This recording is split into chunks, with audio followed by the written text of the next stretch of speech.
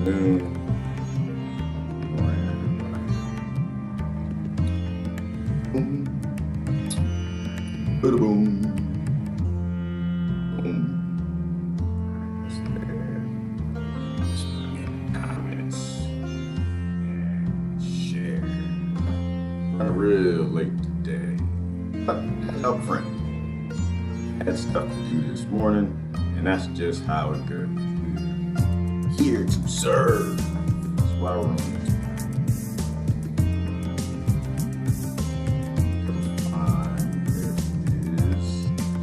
YouTube.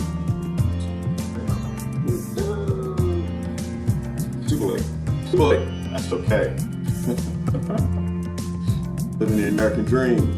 Living the dream. Living the dream. I got upset yesterday.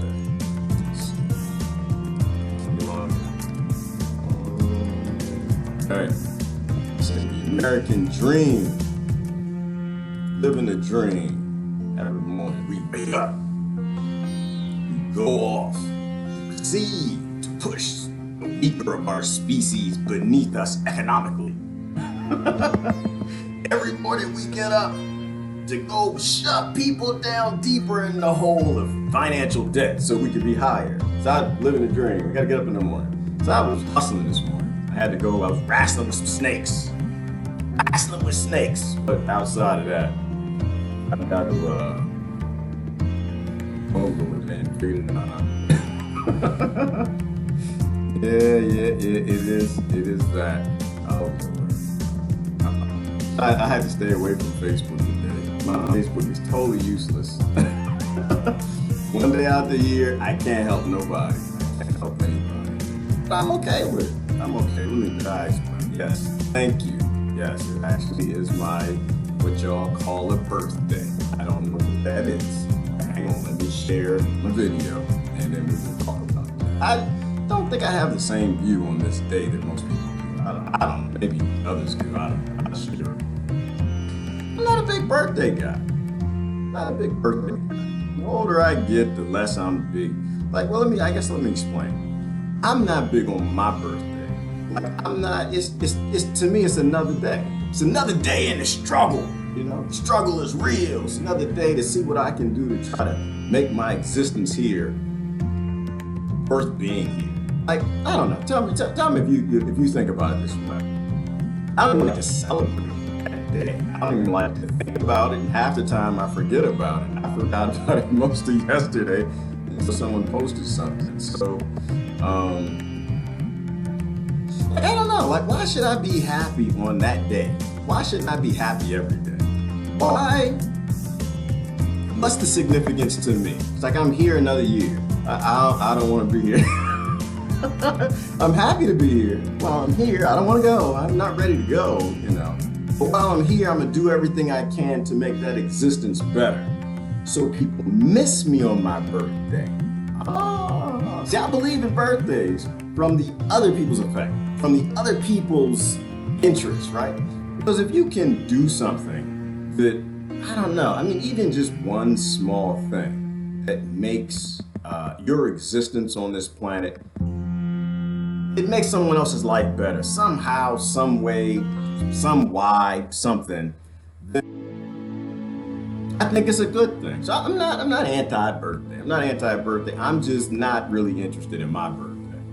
On other people's birthday, I think about them and I think about how awesome they are, what they brought into my life, you know, why my life was blessed by them being around. And so I really don't get off too big on the birthday stuff. I think that, I don't know, it's kind of, if you do that. It's a little, not a lot, but it's a little bit in that narcissistic area. It's for me, it's in there a little bit. So I love y'all's birthdays. I celebrate y'all's birthdays all day and night, but I don't really celebrate mine. I get up, you know what?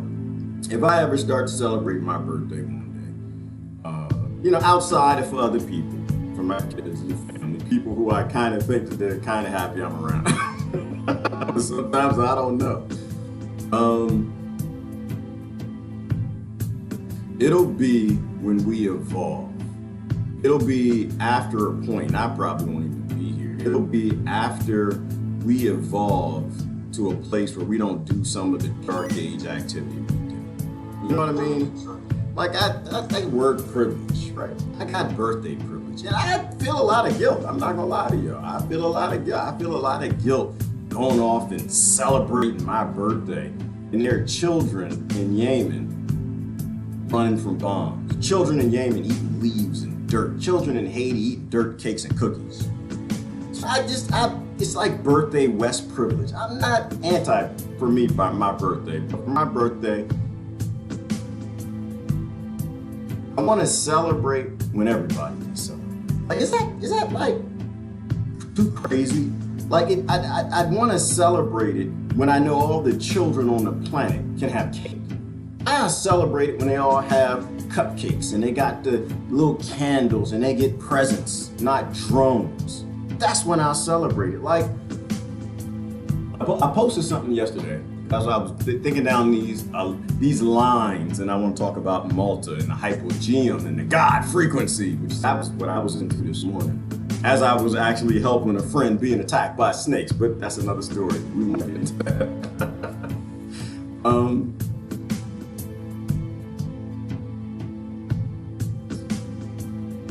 We like to say this phrase.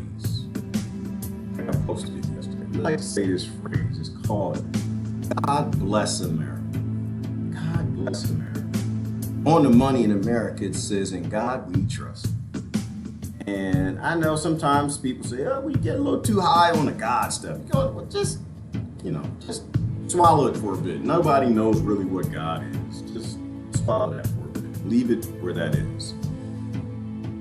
Say, "God bless America." And you can say it all you want. You can say it till you're blue in the face. You can yell it. You can scream it. You can sing it from the high towers. God bless America. But until America is a blessing to this planet, God has no blessing for you. America is blessed. Look around America. America is not blessed. And we are not a blessing to this earth. We don't do anything that we're told to do. We are in total defiance to everything God and Christ said, from the conservatives to the atheists. 100%. In fact, there's probably more love in the atheist community for the rest of the world.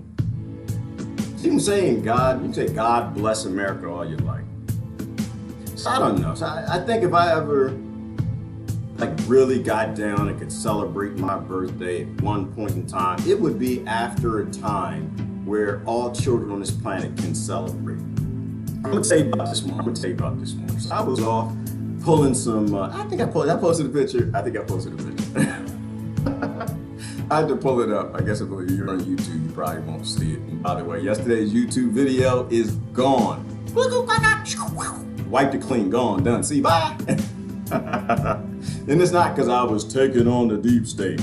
Apparently, I posted a TED Talk, and TED Talk believes in copyrights. I don't. So, I officially will never watch another TED Talk video. That's not true. I'm lying. It's too much good information on TED Talk. I'm gonna watch TED Talk, but I will never post another TED Talk video ever again in my life. I will never send out another link. I'm done. Why? Because I don't like patents. I don't like copyrights. I like them from a personal perspective. If it's you and your little creative work or something, I'm fine with that. But when it comes to information and technology that's life-saving, which most of these come from a corporate perspective, I don't think patents should exist. I don't think copyright should exist. We're trying to evolve our damn species. I'm sick of this. You know what? Every time I see the word copyright, I just see mine. I remember finding Nemo, and the damn thing was the birds like mine. That's all I see. This is mine. This is my copyright. You can't have it. Yeah, of course, it can bring water to children in Africa, and it can stop people from dying in Latin America, because I don't want you to have it. It can stop little poor white kids in the Appalachian Mountains from starving. But it's my patent. It's my copyright. Mine. So I can't stand the minors. I'm done with it. It's just greed. Somebody said that, Tony Smith. It's just greed. Greedy bastards. And I'm sick of it. I never watched it. I'm lying. I'm lying again, Tony. I'm gonna watch that. I need the information. I'm trying to save the world, man. Damn it. I'm trying to save the world. I can't even save my coffee.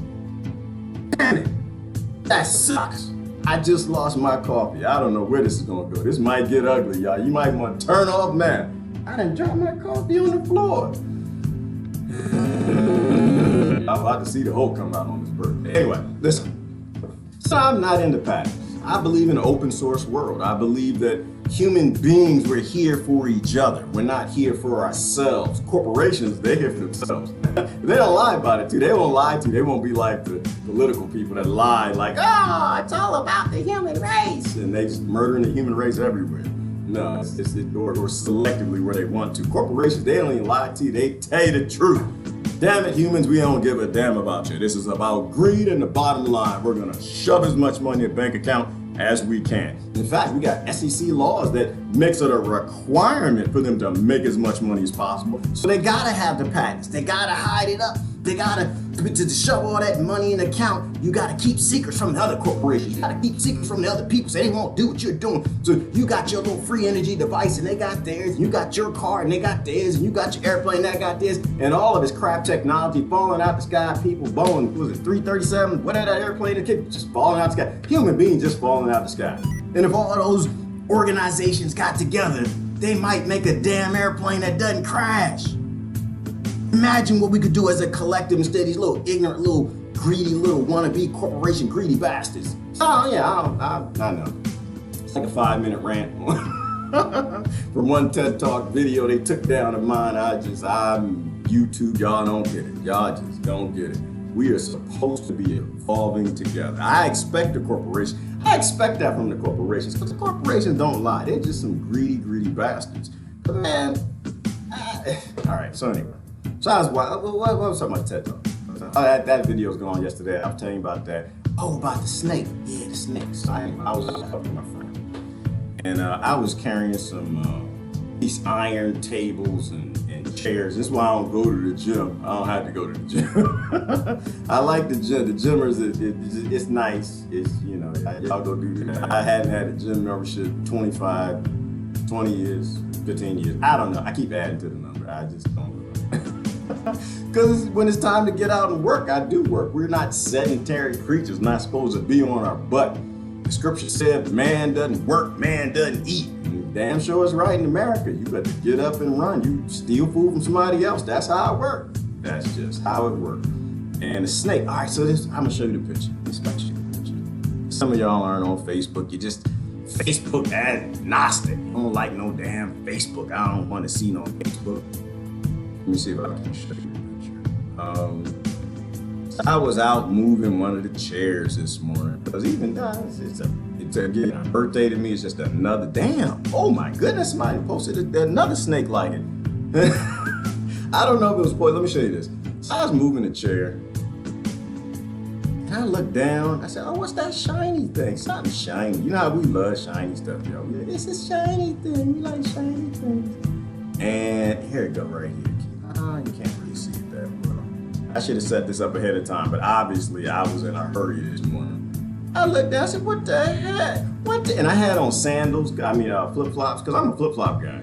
When it starts to warm up, I'm in my flip-flop. Oh, you can't see my toe in that one? I know, I got my nasty, gnarly, crusty toes in the picture. But I was nice this time. I didn't show y'all the picture that showed my whole toe. I think I just had the tip of it. Let me see. I ain't no toe jam, but I had toes like a working man. I got toes because I work. I got toes. I don't have pretty toe privilege. I don't have that. I can't, my toes on the bottom. You don't need to see my toe. So I looked down. I saw that damn thing, and my toe was right by that snake's tail. I was moving the chair. Whoa, And I started thinking about it. My brain does weird things, and the analogy came. I was like, I'm sitting here taking a picture of the damn snake. I know sometimes it doesn't connect. It just doesn't. I was taking a picture because I had to get a picture. I had to send it to my brother. I got this brother. He used to always love turtles and snakes and frogs and whatever. He's my big brother, and so I ran with him. So we had aquariums and snakes and fish and mice and all kind of crazy stuff all around the house. My mother used to go, don't bring no damn animals back in this house. She didn't say the word damn, but she'd flip out. So I'm gonna take a picture for him, right? I'm gonna take a picture, send it to my brother. I took a picture, send it to my family. And I started to think about it. I'm standing here And it's a damn snake, and it's probably a gardener snake. It's probably just completely harmless, probably just eating some mice and stuff. But you know me, I like to put a little sugar on it. I like to shake a little sugar on things to try to make a point. That's what I do. I don't know why. So I was sitting here thinking, listen, my fingers got like finger privilege, and they're taking a picture of the damn snake. And my toes like, get the hell out of here. What the hell is wrong with y'all? What are y'all doing? Do you know that is a snake and you don't know which one's poison? You ain't that smart. You a gardener, but you don't know no damn snakes. And I was in it. I was taking a picture. I was like, I got a couple pictures, and I stopped and I paused and I thought about it. I was like, perspective. My toes were like, help me, get me the hell out of here, idiot. My fingers were like, no, I'm okay. I'm safe from a nice distance. I can get a nice pretty picture and send it to my brother. And I was starting to think of Yemen. I was like, oh, let's think about that. I was like, so my toes, which are right just outside of the picture, they're right here. You can't see it, but it's like a big, gnarly, crusty.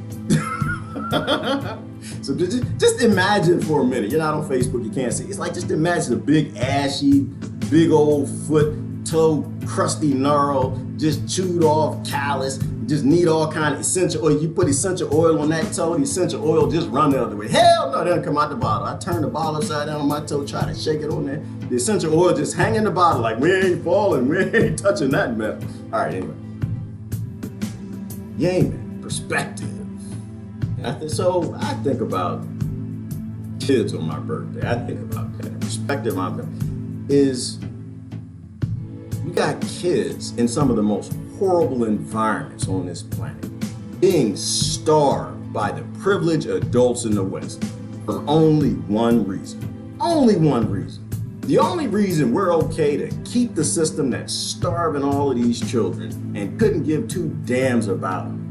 Well, we give a damn when people look at us, but just not from like a system perspective. We're not changing the system because it's not our kids.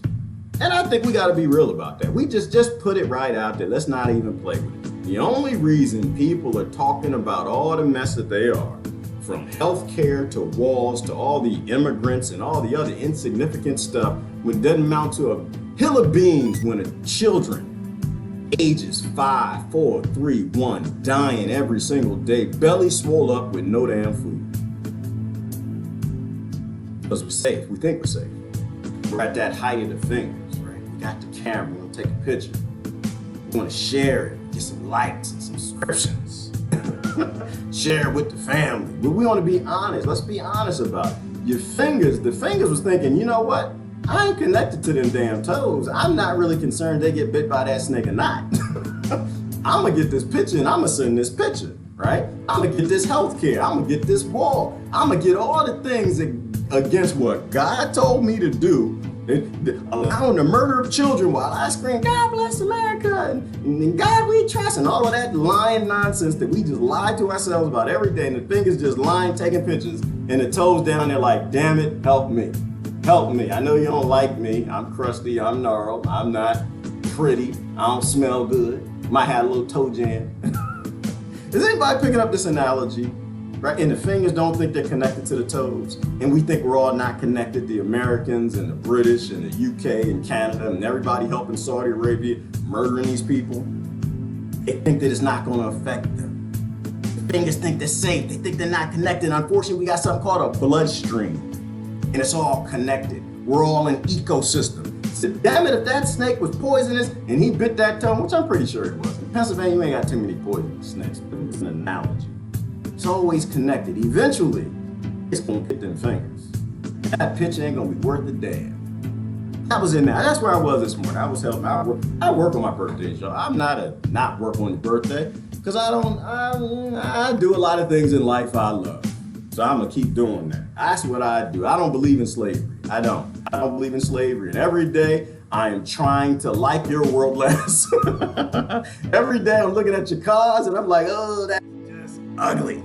BMW 7732. The BMW one, the numbers, is that BMW Benz? I don't know what it is. I look at your cars and I'm just like, I hate that you driving slave vehicles. People dying for them cars. I don't want that crap. I posted something the other day. Did y'all see the burning house? There's so many funny people on here. Man, I saw this burning house. I got to show it to you. If you ain't seen it, I got to show it to you. I want to talk about the altar. I want to talk about the God frequency. I know I'm about to go there. And if this is your first time tuning in, I'm sorry. We just think and thoughts come out and I look at comments and another thing come out. We just go and we just run with it. But we'll get to the point. Just sit down. Just chill for a minute. Chill. We haven't thought right now. Every day I look at these houses because every time I drive around, all I see is these big McMansions. Everybody want a bigger one. Everybody want it bigger. Everybody, men in this country, everybody in these zipper contests. Everybody gotta have something bigger than everybody else. Bigger. Mine's bigger. Yours bigger. You got one bigger. Tom, Henrietta, and Tom ain't got a new house and it's bigger. And they want to get bigger. I bet everybody like zip. Just zipper contests all over America. Craziest thing. I don't know. Hopefully your country's not that way. All right, I'm gonna show you. There we go, right here. Let me see if I can show you this. I saw this picture and I love humor. I think humor, it's just a great teacher. It is a great teacher. I don't know. Can I show it? And it says, this is my level of mind-numbing, or this is my level of minding my own business currently. It's got the lady, she got the baby. And the house is on fire, and she texting, she's like, she trying to save the world, y'all. She ain't talking about the laundry list. She texting right now like, damn it, you know they starving children in Yemen. Damn it, you know the kids in the Congo ain't got no food. Damn it, you know they driving cars around all the poor people all over America to put supplies on the truck to send them to Venezuela so they can burn them up in front of the camera so they can go start a war to starve some more people. Do you know that that's happening? And this is why I'm just apathetic. I know Brother Tony, he shared this. He was laughing at me. It's like, what are you trying to say? I was like, I really don't care if your McMansion burns. I honestly, I don't care. It's just not.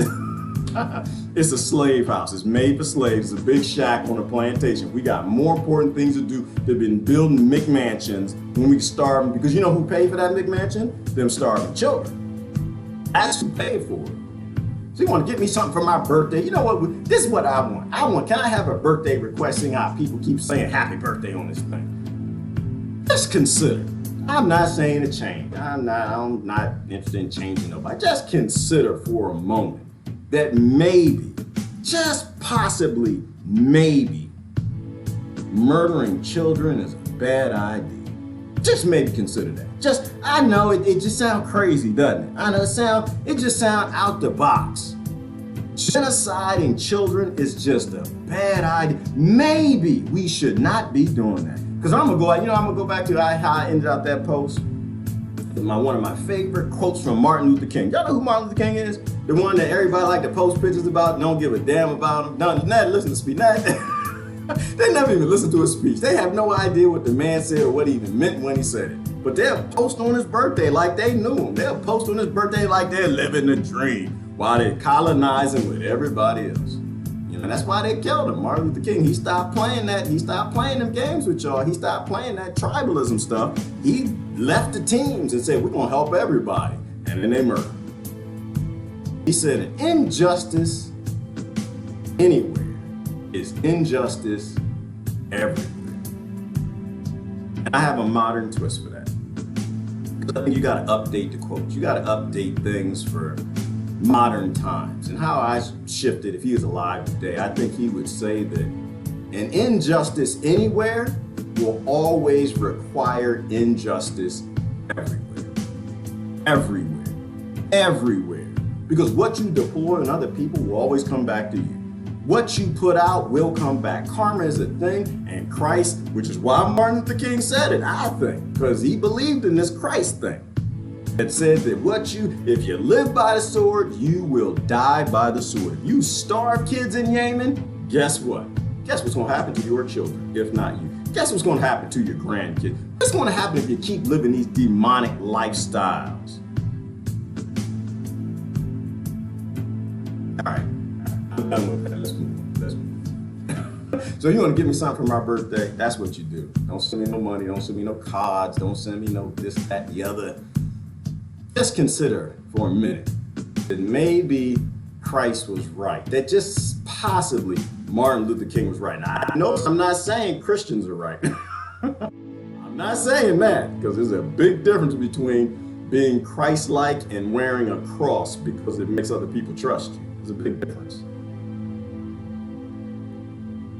Maybe it's a bad idea because I believe that scripture said it's better. It would be better for you than to hurt a child than to have a millstone hung around your neck and you thrown to the bottom of the sea. So it would be better for you to have a millstone and be at the bottom of the ocean for the karma that's coming for you.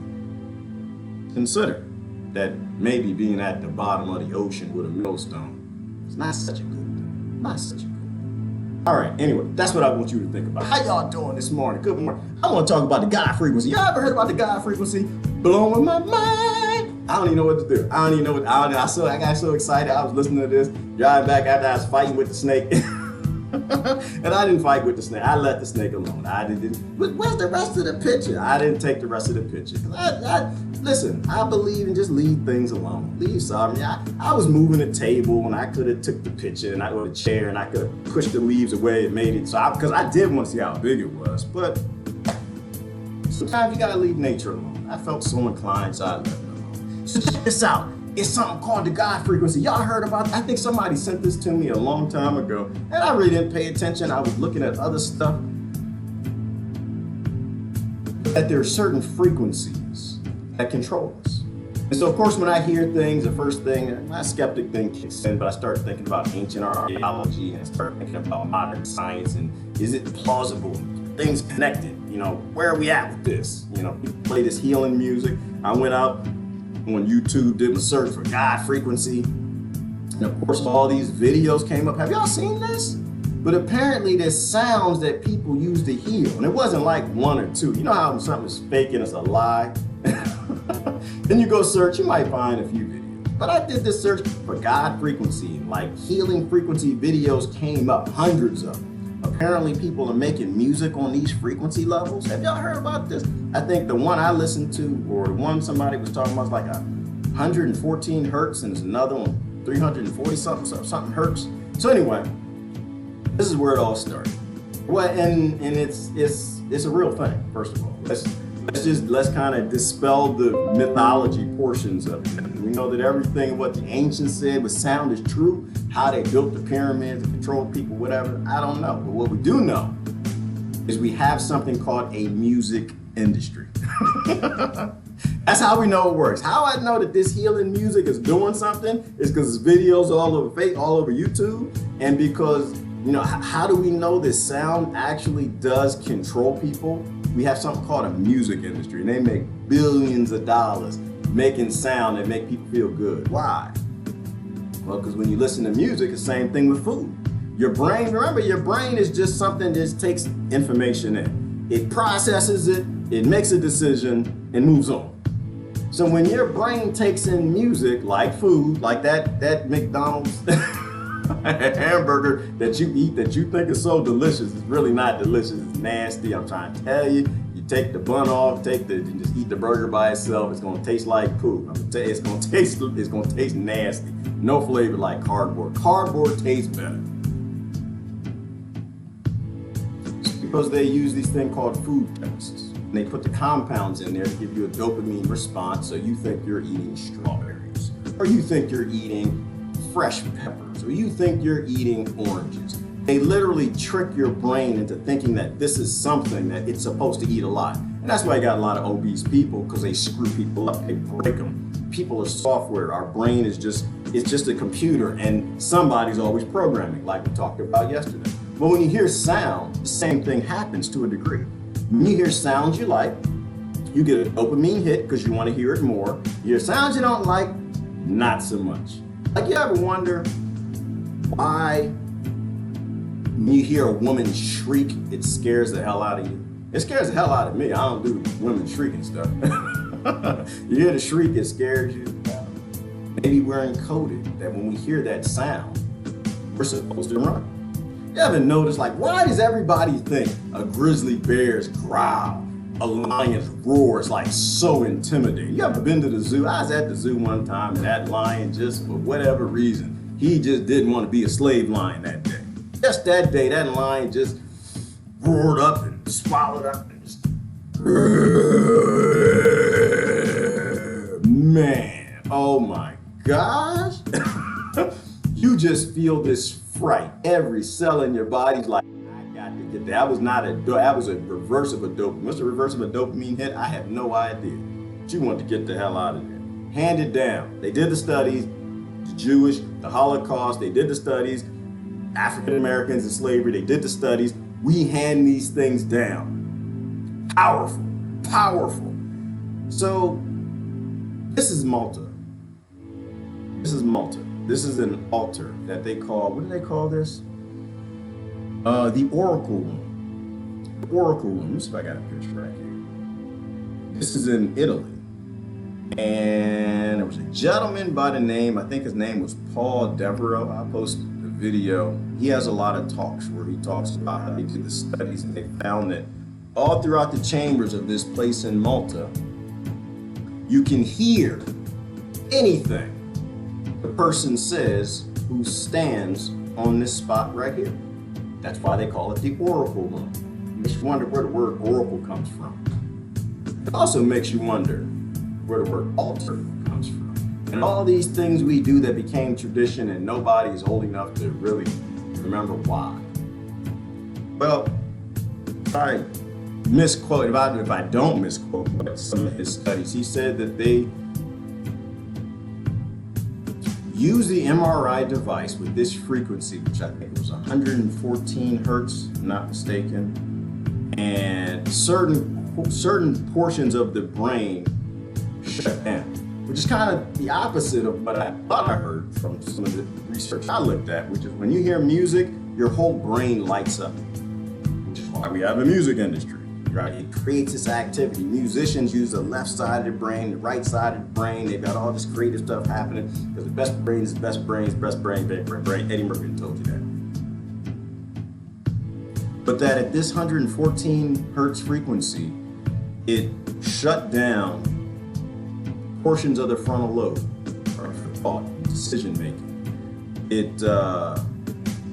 I'm gonna mess it up. I don't want to say it. I can't show you the video.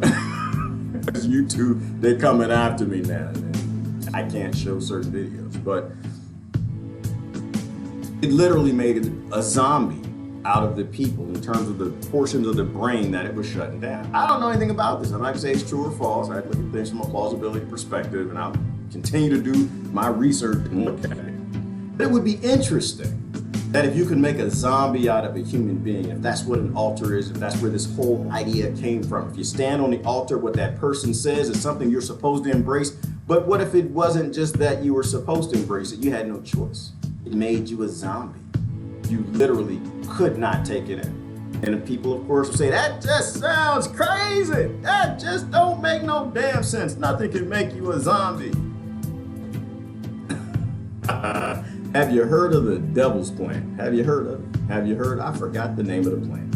It's the scientific name of the devil's plant. Drusinia? I forgot the name of it. I got two of them. Well, it's a plant. So it's a plant that the flower, the pollen, it actually makes people zombie-ish. When you breathe, and there were a couple criminals using the plant to make zombies out of people, to get them to go and open their ATM accounts and take money out withdraw. And I think there was a case of some ladies, I think it was in Japan, they were using pollen from the flower, and they would walk up to a person and say, hey, smell the flowers! And they would smell the flowers, because that's what guys do. We have something wrong. Pretty girl come up, say, smell the flowers. About two guys on the planet gonna say no. All right, the rest of us, we just gonna smell the flowers. And they smell the flower, they take the pollen in, well, it turns you into a zombie. It takes away not your motor functions, but your ability to process in a way where you can say no to something. So you become highly suggestive. And they were using this to rob people. These two ladies, apparently they got caught after they did it to a man, and they said, take us to your house. And he took them to the house, and they said, now help us unload. They'll take us in the house. Looked in the house, really nice apartment, whatever it was, apartment, not a house. And they began to rob them. Said, but help us load these things on the truck. And he literally helped them load his stuff out his house on the truck. So the reason I told you that is that if biologically there are plants out there that can shut off our thinking ability to a point where we're highly suggestive, could there be a frequency? Could there be a frequency that a God thing or some sort of is used to communicate with us, where it's used to give us commandments or give us orders, or a frequency that will allow us to have amazing abilities to move stone? I'm exploring this new theory because, like, think about the when you're lifting weights or when you're jogging. If you put on music, can you jog a little further? Can you run a little faster? Can you lift a little more? I know I can. That's why I always used to listen. And this is a modern thing in sports now. They all got these earbuds because they're listening to certain music that gives them abilities they don't really have when they don't listen to the music. Something is there. Something is there. I don't know that I know what it is, but something is there. All right, let me see what y'all know about the God frequency in this chamber. What is the name of the chamber?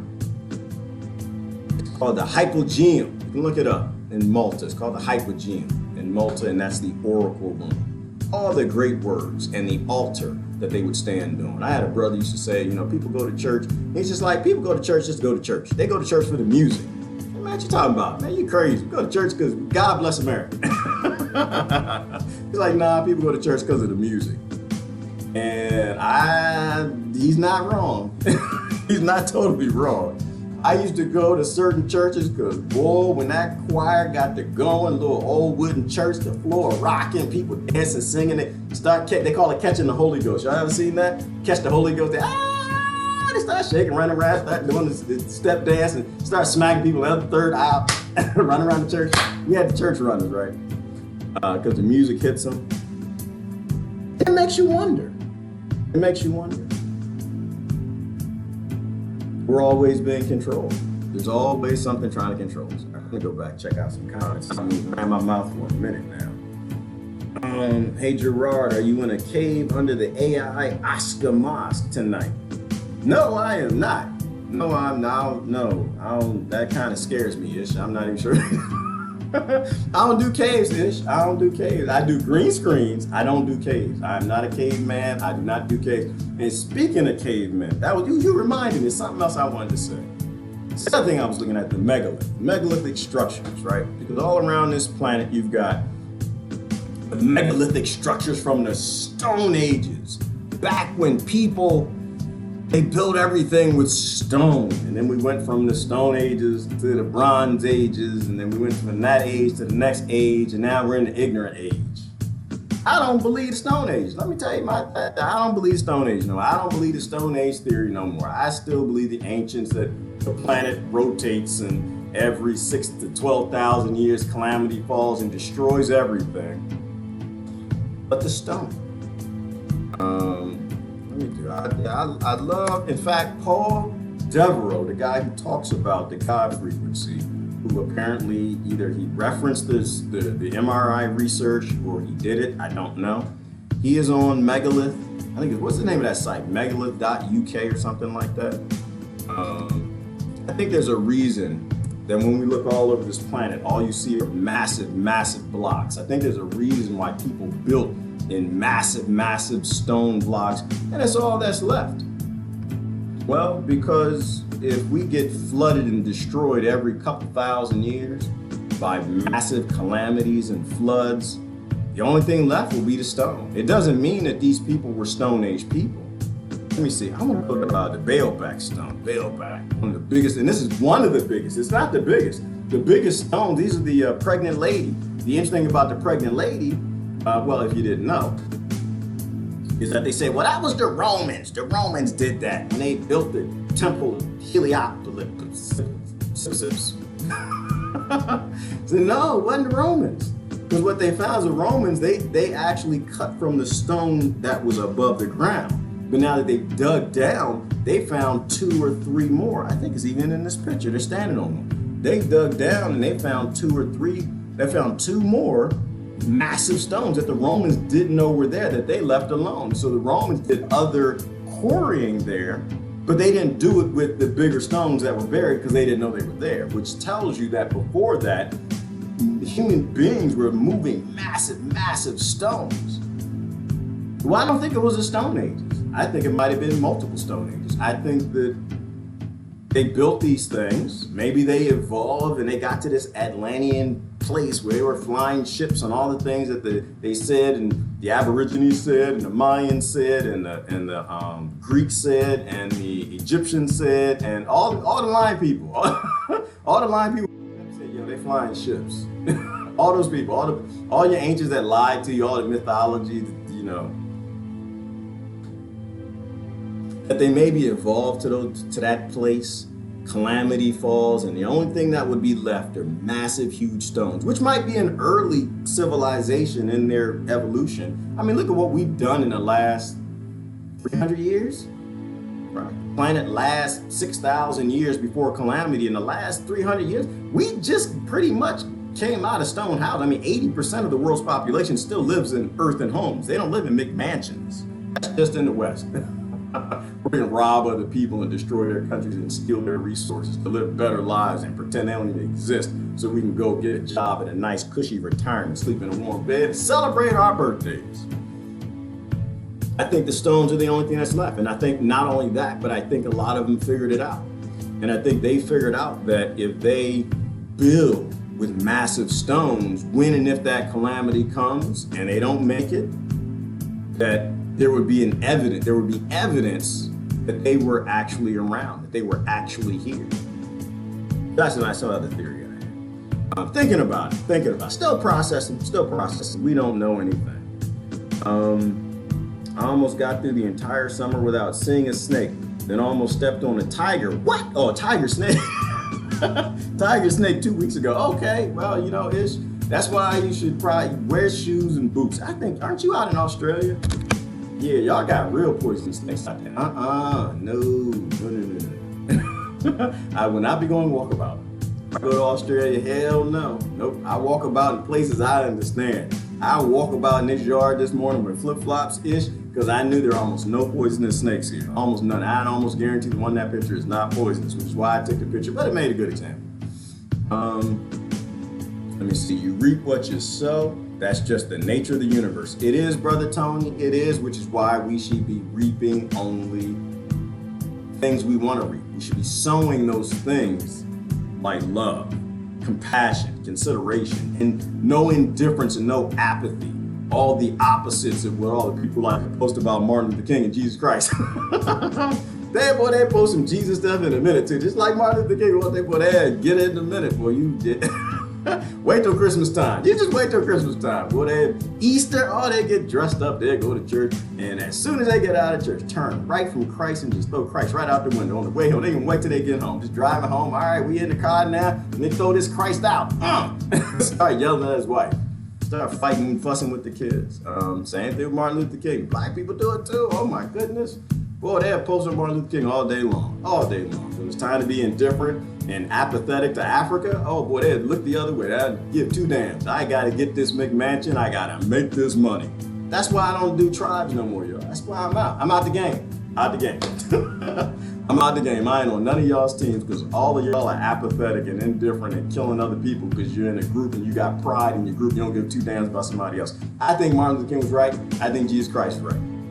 That's what I think. All right. I think Muhammad was right. I think Buddha was right. And I think Mother Nature is right. She's been doing this business for a couple billion years. All right. Problem with using religion is that it always alienates someone. It does, Brother Anthony, but you know what? That's something I'm trying to work on, though. I'm trying to work on how to get scripture, not religion, scripture embraced by people who don't believe in religions. And I'm not saying I got to figure it out, but I have a few atheist friends that hang in there, right? Because it's just our world history.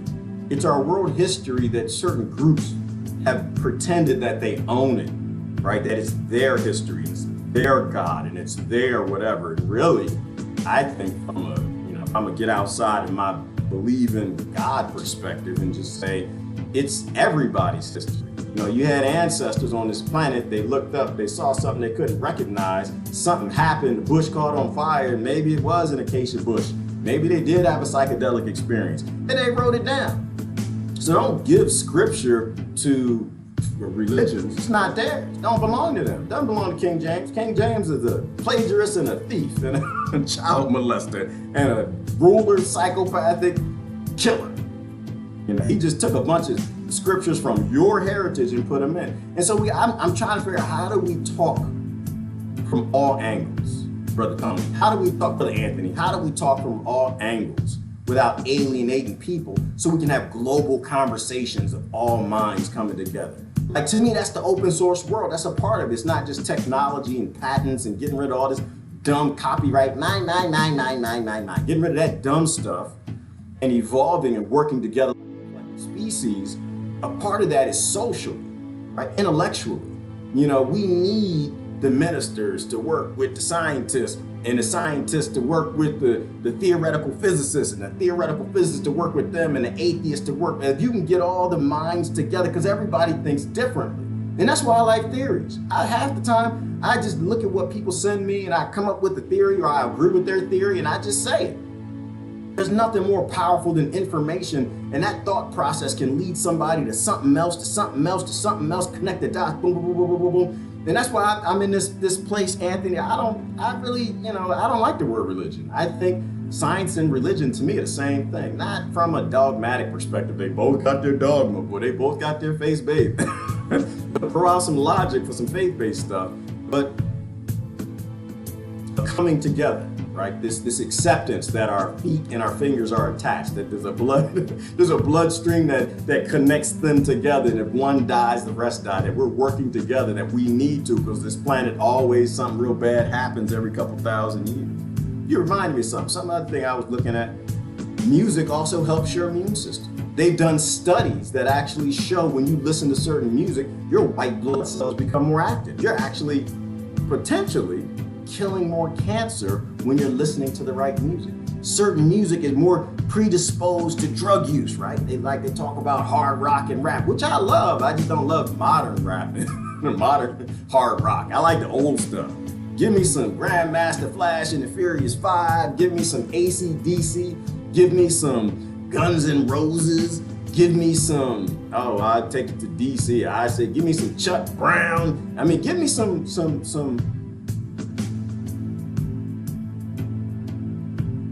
give me some music that has a real positive spin to it, and I'm all on it. And that music back then had very positive spins. And the portions that weren't were still anti-establishment. And to me, that's positive. That's called freedom and sovereignty. But nowadays, I think they've broken it. I think they've broken it, because now you got so much drug use. And there was drug use attached to that music back then, but they say certain music is predisposed you to drug use. And I don't think that's the case. I don't think that's the case. We grew up on hip hop and rock, and a lot of us didn't use anything. I think that they added that to the cultures. I think, once again, everything is about controlling the human race. That's why currency systems exist. That's why currency exists. Everything's about human labor and controlling humans. And if you can take music that is anti-establishment, pro-freedom, pro-liberty, like rap and heavy metal was, and you can just really take maybe a nuance, because you had, going back to the 50s, you had people that would just, they do drugs and listen to the music, but it wasn't the majority. And I think it's still not the majority, but if you can attach it deeply in the culture, you can break a people. And I don't think the music predisposes you to drug use or distract. And when I say drug use, I'm not talking about cocaine. I'm not talking about cannabis. I'm not talking about taking in natural things. I'm talking about abusing your body where you take anything to any extent that's just beyond, you functioning in our society. I think they broke it. I don't think the music predisposes you to it. I think it goes along with the culture of the music, but I think they made it worse. Plastic. Oh, yes, Christine. Maybe we are in the plastic age. That could make some sense. But I think we have different ages. We might be in a petroleum age, but we're definitely in the we about to kill everything on the planet age. That's definitely stones are a little more sustainable. I can't believe I dropped my coffee. I don't even know what to do. Something to sip. I must be an addict. That might be what it is. I'm looking for something like this. Does that mean I'm an addict? Do I get a dopamine response from like tilting my cup? Because I think that's what this God frequency and all of this really is. You know, like we are highly programmable software. And whatever helped create all of this, it left the programming in so it could help drive us, right? Because that's what all the ancients talked about, how these creatures came and taught them science and mathematics and agriculture. Somebody sailed there on the ship of Quetzalcoatl or something and came off the boat and told them how to do things they had no idea to do and left, but the Atlanteans or somebody else. You know, what if there is another piece of software, which is just frequency, which allows for a vast difference for them to help move us forward again, stop being ignorant, finding that love? Maybe, I don't know. We're in the Stone Age now. Everybody throwing stones. Yeah, well, everybody's throwing missiles too, and bombs and stuff, and drones. We might be in the drone age. Some guy built an ark in scale in Tennessee. My mama's land vacation. Yeah, I saw that, Tina. That was like back in the 80s, I think, late 80s. Somebody built a massive 2-scale ark. You know, we got the story wrong, but I think it's important. I think that we form religions around important information. I think the ancients wrote down history and scripture and said, listen, you need to stay in tune with this one fact.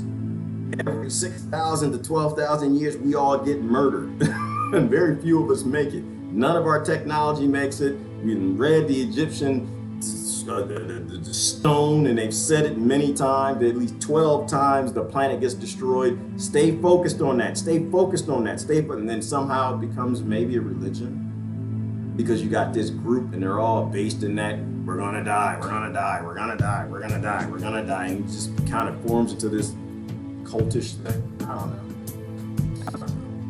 What do y'all think? I gotta move down. Comments are moving too fast. Good morning. Happy Passover. Is it Passover, Cheryl? I didn't know that. I'm not much of a traditional guy anymore. I'm not much of a dogma guy. Huge underground cave systems located 4 corners of the earth, big enough to house 20,000 to 50,000 people. I think I know what you're talking about, Susan. You're talking about the caves, where is that? Turkey? Was it the Turkey cave system, a massive cave system where it goes down like 12 floors, 12 stories underground? What is it? How can I find it? It's a massive cave system. No, it wasn't a cave system. It was they made it. It was an underground city. That's what it was. Massive underground city. So you can see. Yeah, this is it right here. This is what she's talking about. Massive underground city where it could just hold tens of thousands of people and their horses and their livestock. Like, why did people do that? That should have been a religion, if anything. Like, why did people? We need to ask why. Like, to me, this is what's important. You ask the question, well, why? I really don't want to know that you can go rob Venezuela and steal from them and do everything that Christ told you not to do and colonize and kill and murder people while you pretend that you swear on God and you give 2 damns about anything that God said. I want to know, why were the ancient people so daggone scared where they built a massive, was it 12 stories underground or 20 stories? It was something ridiculous. Like, who would do that? I built a bunker, it might be 1 story. Might be 2, but I'm not trying to live under there for a long period of time. Like, why would they do that? And the other thing, you look at the door. This was the door. Like, what the heck? They got this big multi-ton door wheel that they can roll in front of it and close it. I think these things are important. I need to know. Were some reptiles after them? Reptilians? What y'all call them? Reptilians? Were the giants coming to get them? I need to know. Let me know. The ant people flipped out and got mad at them. The Bigfoot people. I need to know. The aliens. Who was coming to get them? I think that's more important than your news. I haven't watched the news in a while. I don't even know what's going on. I don't know what's going on in their reality. I know what's going on in my reality. All right, let's keep going. Good morning, everybody. Good morning. Glad I'm talking about this. What am I talking about, Bill? I talk about everything. I'm a nut job, Bill. You know me, brother. I go everywhere. Where y'all want to send me stuff? People send me stuff. Some stuff a little too nutty, though. I have limits. But what I'm trying to figure out is about the God frequency. I want to know more about the God frequency. I think that is highly interesting, and because now we have modern science that are studying the brain, and they're telling us that we respond to sound in certain ways. We know we can be encoded by plants to become zombies. I think it's huge. I think it's huge because like Bill, the way my mind works is this: if I were this global elite, I wanted to control the human race. I daggone sure would want to know about wave technology. I'd want to know about sound technology. You mean to tell me I can control these human things with sound? Really? I can roll out a 5G tower and I can control these wave energy creatures with wave energy? Well, I think we're gonna have to invent a word to get them to not look that way. Maybe we'll call it mythology. We'll say all the ancients lied to them, that wasn't true. We'll tell them that altars are for preaching, not for people who would stand on them and create certain sounds to get people to go somewhere or do something or become a certain way, or encode them and teach them, perhaps. Teach them archaeology and mathematics. We gotta call it mythology. Better yet, let's get them fighting. Let's get the people who don't believe, the atheists, to go fight the people who do believe, the religious people. Let's keep them in conflict. Like, it doesn't really matter what they're conflicting about, as long as they're fighting each other and they're not watching us, trying to figure out all of this, what the ancients tried to pass down to. Let's convince them that the ancients were naked booty scratchers with grass skirts from the Stone Ages that were always altered, killing virgins and throwing them in volcanoes. Let's just convince them they're just pagans, if you will. And have they ever used that on us before? No, they got to America and they looked around. Oh, dang, ain't nobody here. Columbus got here. He wasn't the first one here. They were here thousands of years before him, but we don't talk about that. Oh, ain't nobody here in America. Yeah, y'all pay. What is buffalo and some deer and some pagans, but that's not people. That's just pagans, you know. We don't know how to save them yet, and they colonized because they convinced people that they're pagans. Same thing they do with our ancestors. They got to Africa too. They're like, oh, dang, ain't nobody here. The British, they got to Ireland. Yep, there ain't nobody here. Nope. And people got grass skirts, live in grass huts, and they're muddy and dirty and they stink. One of them named William Wallace. It's okay. We can kill them and steal their land. We can colonize them and give them a name. We're going to call them Irish. We're going to call them Scottish. We're going to call them, you know. But they've done that before. You know, hashtag old news, old strategy. They keep playing us on the same thing. They convince us that we came from really crazy, dumb people, and we didn't. They obviously had technology that was lost. They had abilities that were lost. We talked about that stuff yesterday. If you want to talk from all angels, leave religion out. Let me see. If you want to talk from all angels, leave religion out. Ivan, I'm not sure if you're being sarcastic. What you trying to say there? You mean how people claim they own angels, like, you know, because there was what was that joke that was going around? The joke going around when I think around Donald Trump won. You know, Donald Trump, the guy that everybody says is racist, but he goes out golfing with Tiger Woods all the damn time. Did y'all hear about that? I laughed. It's like, y'all just don't be so gullible. Don't be naive. Just don't be naive. Just don't go there. Don't go there. They always want to control you and get you excited and emotional, and that's how they get you to do dumb things. Right around the time he got elected, they were saying, oh, it's a joke, you know, grown adults who believe in angels. Ha, ha, ha, ha, ha. Grown adults who believe. The angels don't belong to the religious people. Whatever the angels are, that was your ancestors who weren't a part of the religion. They looked up and they didn't know what they saw. That could have been Atlanteans, maybe. Could have been aliens, maybe. Could have been the, what did they find? The minds of the Aztecs, I forgot. They found a fabric that actually equated the strength and ability to hold in like helium, the cloth, the fabric. And they were trying to say, they were making a point, like there was no reason to make fabric this fine unless you're putting helium in. So maybe they had balloons. You know, you don't have to go to the alien ancient archaeology. And the point is we have ancestors who said, listen, we saw flying ships. I think we should focus on that. That's what I'm saying. So the whole religion and angel thing, and because they call it an angel, then that's just what it is, you know? Everybody should be able to talk about everything. That's when we get somewhere as a species. Quantum Aphasia is most closely to spirituality. Oh, quantum physics, I think. You're about to say, Christine. Or physica. Okay, maybe that's a word. You got them big words, Christine. I don't know. You're saying along quantum physics, right? And quantum physics opens up that spirituality discussion.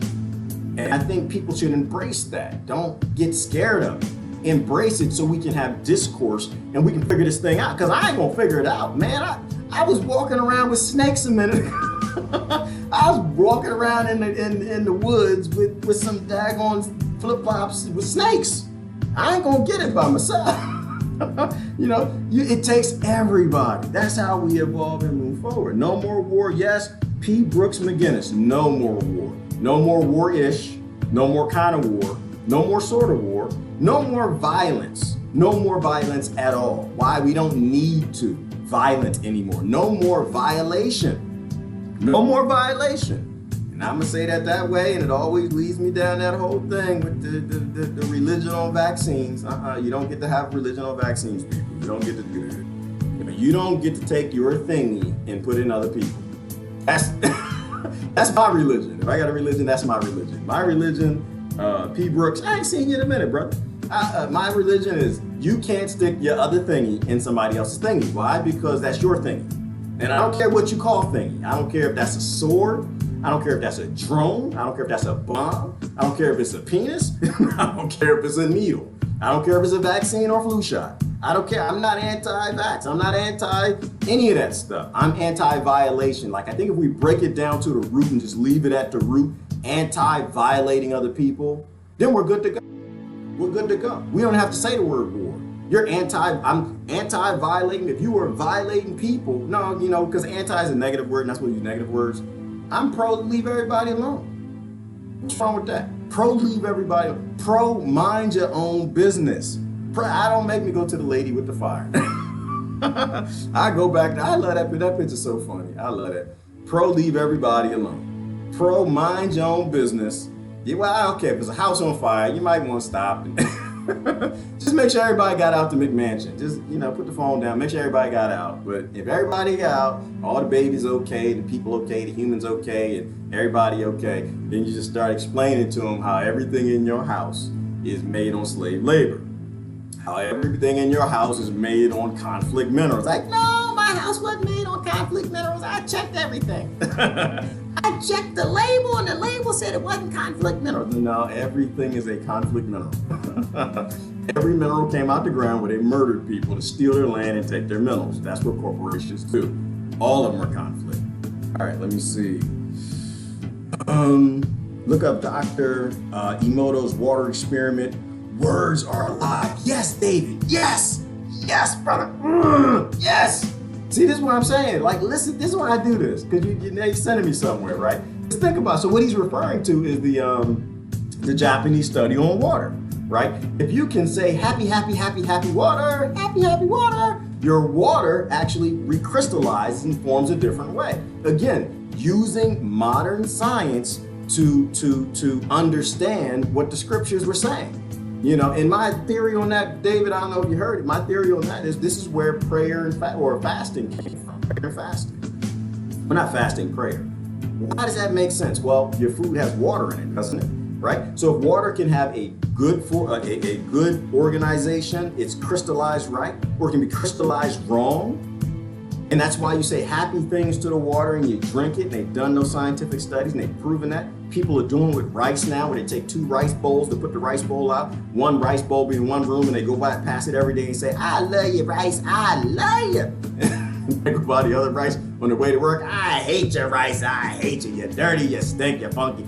You're like this brown bald guy's videos on the internet who don't put lotion on his feet. Nasty, gnarled up toes, just disgusting and calloused. And then after a month or two, like the negative rice, it actually gets mold and just horrible things growing on it. And the happy rice doesn't. And to me, it all makes sense. They all have water in them. Right? They all have water in them. So people using devices to heal people, recrystallizing the water, it makes sense. I actually had a doctor approach me once on that. He's got an NIH lab in Philly. He wanted me to do aquaponics studies on reforming water by sending that thing through copper pipes and into plants grew better stuff. I didn't have time, so I didn't get into it. I might one day, but I'm working on other things. And so, but it makes sense. It makes perfectly good sense. And so if frequency, because words are just frequency, right? You're emitting something. The word in English, I don't think means a damn thing, or French or whatever else. You're emitting this emotion. You're putting out this wave energy, this frequency, this audible thing. And something else is taking in that audible thing as an attack, maybe a violation, a love, or whatever it is. And it's prepping for that. It's getting ready for a fight, or maybe it's forming the right way. So it makes sense to me. It makes sense why music makes you feel good. Why if you heard certain music, maybe it's recrystallizing all the water in your body. Aren't we like 90-some% water? And it's recrystallizing that water so it can flow how it needs to. Your cytotoxic T cells can get to the areas that have cancer, and your white blood cells, which is the cytotoxic T cells, one of them, it can solve problems in your body, your immune system. Because this David, they proved that. They proved that sound helps your immune system, puts you at peace. Right? Why do people like sad music when they're sad? You know, one of my favorite sad musicians is what I do with sad. When I'm sad, or somebody break my little heart like some dishes or something, I listen to like Bob Marley. There's some sad Bob Marley. I listen to some Sade. I listen to some Lucinda Williams. Why do we do that? Why do we want to hear other sad music? Like if we're sad, why don't we want to hear happy music? We don't want to hear happy music. We want to hear sad music. Why? Misery. Well, I guess misery loves company. But when you're sad, you feel alone. You're depressed. You want to feel like other people are struggling with you. And it's perhaps that sound, the ballad, the frequency, the vibration that they put into the music when they're making it, because we associate it with sad, or it already is sad. It makes you understand that other people are going through what you're going through too. So Lucinda Williams is singing about being drunk, you know. Bob Marley's talking about one love, you know. It makes you, and so it makes sense. It makes sense to me. So I'm on it, David. You're right. Y'all, if y'all have not looked up that Japanese scientist, you should. You should. And you know, because the water going through your pipes, like I was saying the other day, welcome to America. Don't ever drink the water. Don't drink the water, because too many people drink the Kool-Aid and they're voting all of our rights away, and they're voting to destroy and kill everybody, including us. But when the water goes through the pipes at hard angles, it forms the water incorrectly. And so it causes problems in your body, is the way I heard it. But when water goes over mountain streams and it rolls over the rocks, the water becomes more fluid and it crystallizes in I won't say a correct form, but say a different form, but a form also that makes it more predisposed to holding minerals and things like that. So I'm on it. Makes perfectly good sense. Makes a great example. Good sense. Great show on Netflix called American Gods. Okay, I haven't seen that. I have to check it out. Brother Tony saying F religions. You know what? Tony, I'm a little different when I won't say that, because one, that offends people, and two, I'll just say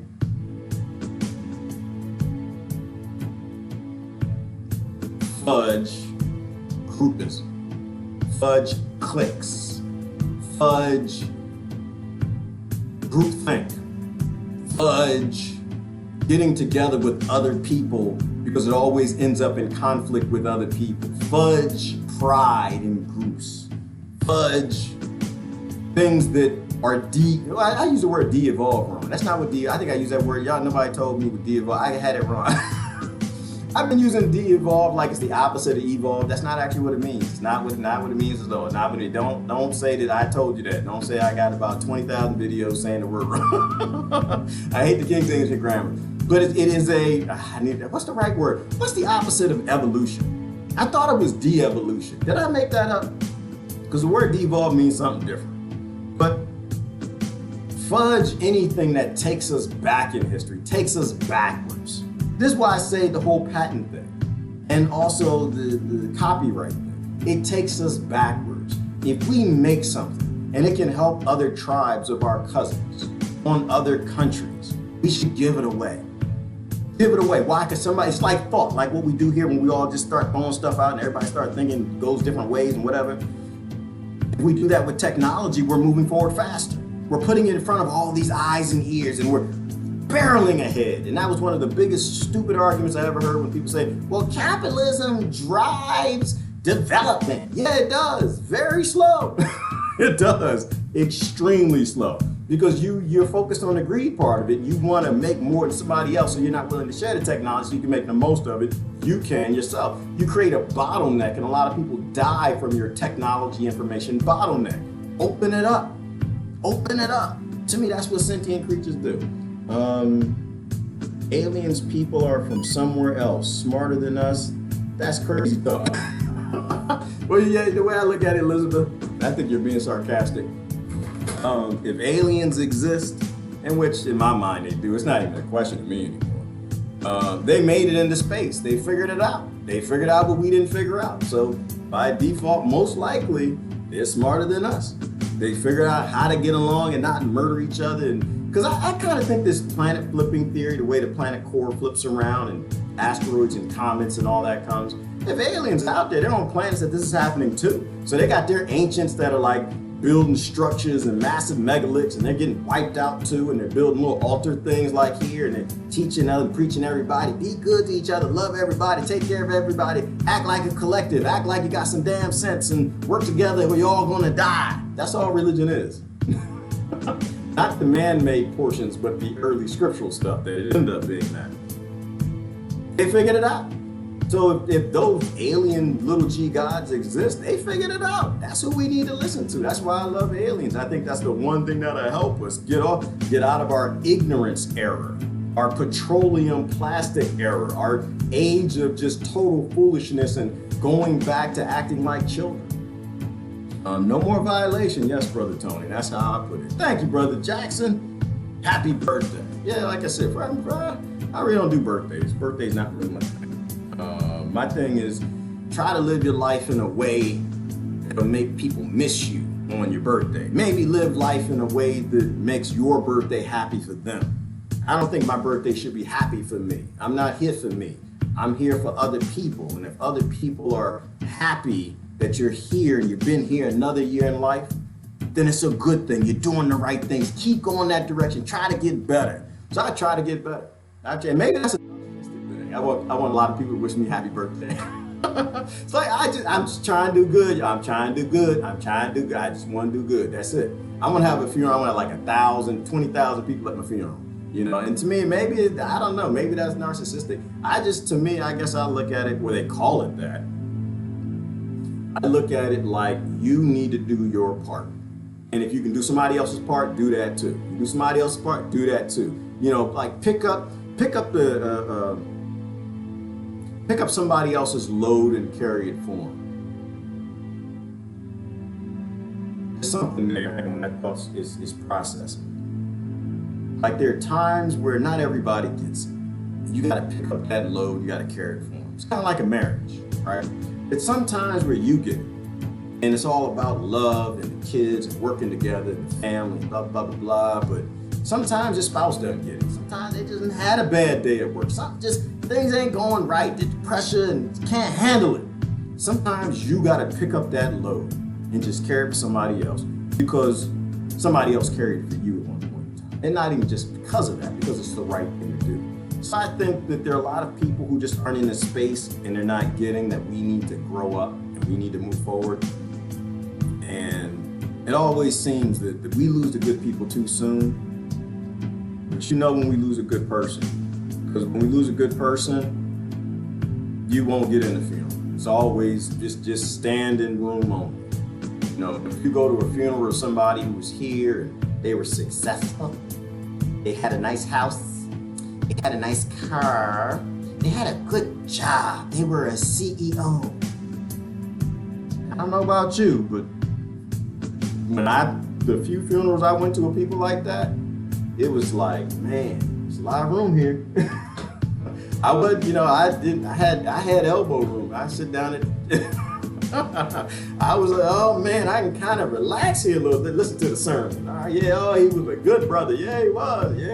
And, every now and then a fight break out, but that was your husband, that was my husband, that was your husband. You got babies with him, I got babies with him too. He had all that money. I think that should be our goal. I think that should be one of our focuses in life, is just doing what's right, not what's successful. I hate that word. I can't stand that word. That it means absolutely nothing to me. To me, that word is just getting eviler by the day. More evil, because the more successful you are, it means the more apathetic you are. It means the more indifferent you are to the monetary systems that allow you to be successful, right? To the money you shove in your bank account, to the memory phone to sleep on. Y'all ever heard of the memory phone? In our country, I tell you things make y'all mad. You're not in America. You supposed to be mad. These people are greedy. They sleep on memory foam. They lay down on the memory in the foam, the bed, the hay, because y'all want like feathers. It curls around them and it remembers who they are, and it remembers. So when they get up and go somewhere else, come back, the bed is still kind of in their form. Like, that's how crazy it is. And I just don't think life is about collecting memory foam. I don't think that that's a good idea. Let me see. You can never know for sure unless you do it yourself. We know nothing for sure. That's right, Brother Arturo. We know nothing for sure unless we do it. This is why I tell people I don't know nothing. People come in here like, I disagree with you. I'm like, okay. I never said I knew. I'm guessing. I wasn't here 3,000 years ago. Let me see. Prayers and sound and vibration, they discovered there was something to that thousands of years ago. Yeah, Brother Arturo, and all over this planet, they said it. And I trust them. I trust the ancients over everybody mine. I do. Because they lived in a time where they used to hand down the wisdom because they used to die if they didn't. The other tribe would get one up on them and murder them if they didn't hand down was truth. Like, it's only today do we lie to people. It's only today do we lie to our kids. And like, oh yeah, go to college, get a job. You're going to be a good person. Go to church on Sunday, pay your tithe, do some traditions, show up on Easter Sunday, and you're gonna be a good person. Love your nation, support your flag, say your allegiance. That's what being good and successful is. Make as much money as you can, son. We lie to our generations. Why? Because we're lying bastards, and a lot of us we don't get it. We're blind. Maybe that's that third eye being closed. But the previous generations, if they lied to their children and gave them a false future, a future that would make them evil, conniving, thieving bastards that are indifferent and apathetic, they had to die. They had to work together.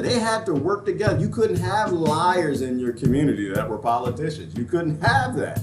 They all would have died off.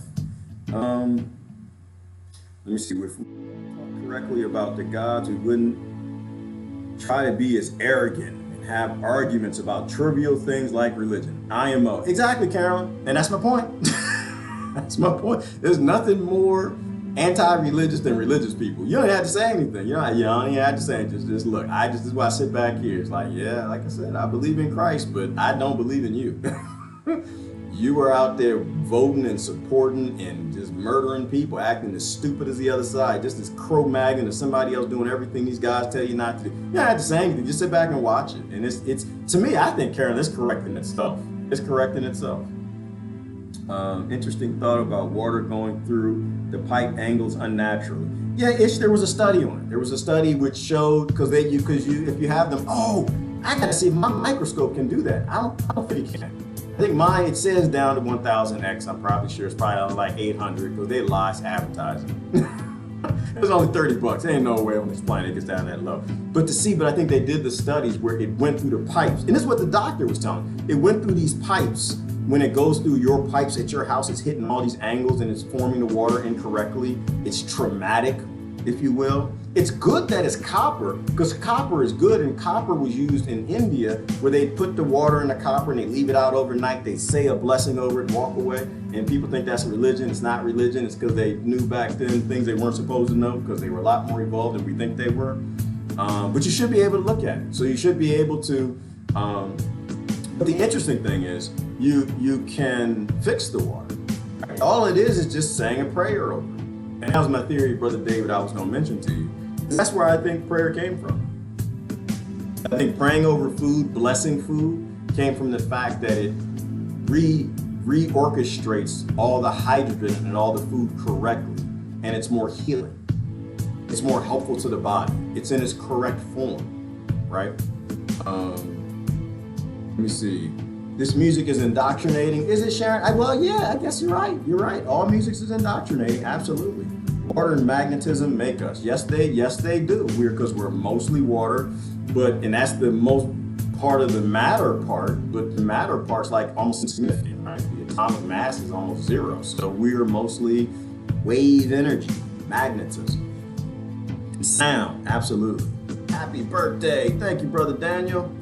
Let me get down. New scientific studies prove sound and words will alter your DNA. Choose your words carefully.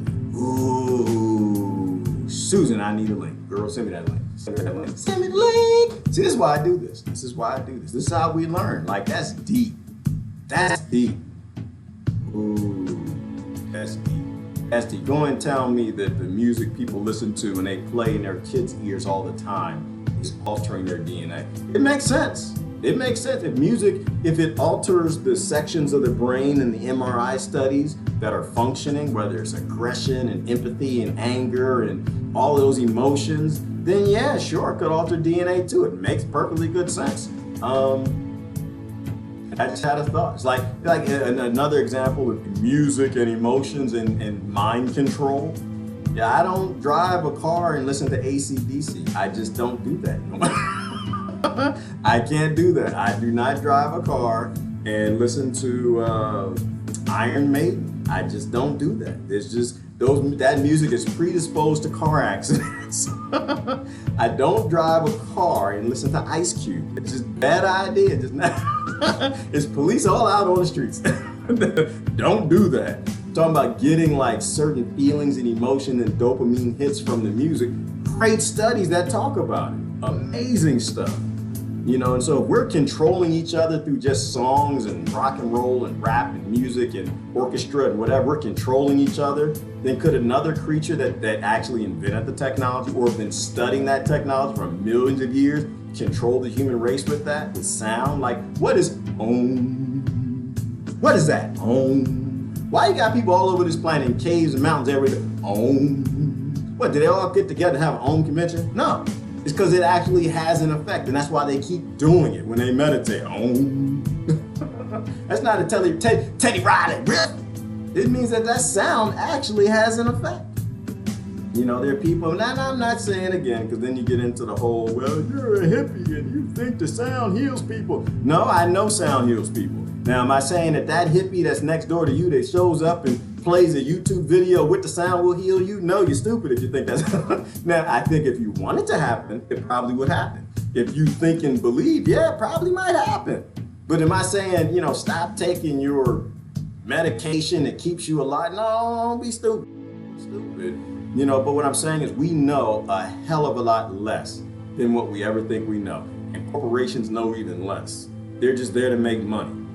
So are we healing people with those K lasers now they're using to create, I always get that word wrong. Metastasis. What happens when you bring things back alive, you get them moving? Is that metastasis or something? The opposite of that, where you get things moving. They use the K laser for that. These things, they're just wave energy. Light, sound, it's just wave energy. And if you're actually creating activity in that area, then yeah, things are moving around. Things are happening. You heat it up, you heat things up, things happen. You had a party, you play the right music, and she over there, you over there. Things get heated up, you get your step going, she get her step going. Next thing you know, you're moving towards each other on the dance floor. Things get hot, things happen. Same thing in the human body. You heat things up, get things moving around, the white blood cells moving here, dying that. Things happen. Now I can see the cancer, I can see the leukemia, I can see the swelling that's coming from all the sugar the person's eating, so let me go ahead and fight it. Things we didn't know. And so this, where this always leads to me when I always go down this route? It leads me back to that chamber at the call that I went to down in Belize. Leading to that, I've never watched the video. I have to go back and watch the video. I'm sure it didn't capture the sound. But just going in that daggone chamber, I got it. I got it. When you watch these videos of people going up in the pyramid and what are the chem groups, the Kemet groups, where they go over there and they sing and they do and like the resonance and everything. Those people aren't crazy. They're not crazy at all. I had to go there to actually understand. I did not understand. I thought they were kind of crazy, sort of crazy, whatever. But I got there, and I just the voice alone, the resonance was insane. insane. I can't even put it into words. You felt your voice in every part of your body when you made that sound. So when they built these temples, and they were definitely thinking about sound. You don't go and build these McMansions. You don't go build these McMansions and end up with a room where the sound resonates. Like, that's why they all need to burn down. Let them burn down. Let them get rid of them. That's not an accident. You build a sound room, what do you call it? You call it the sound room. That's where they put the big ignorant TV that they murdered people from all over the Congo to make television for the Khotan. They put in a room called the sound room, and they put certain material on the walls to keep the sound going. They put the speaker system up. And I think it's the same thing when they build all these ancient tombs. It's not an accident that you get the resonance that you do, and people are studying that now. Let me get that, and I'm gonna have to try to get it out of here. You're always happy, Gerard, and seemingly so. I am happy, Lori. I'm happy to be alive. I'm happy to be alive. And I'm not always happy. I get sad. Everybody gets sad. But the times I get sad, I remind myself I'm not in Yemen. I'm not in the West Bank. I'm not in Gaza. I'm not in Honduras.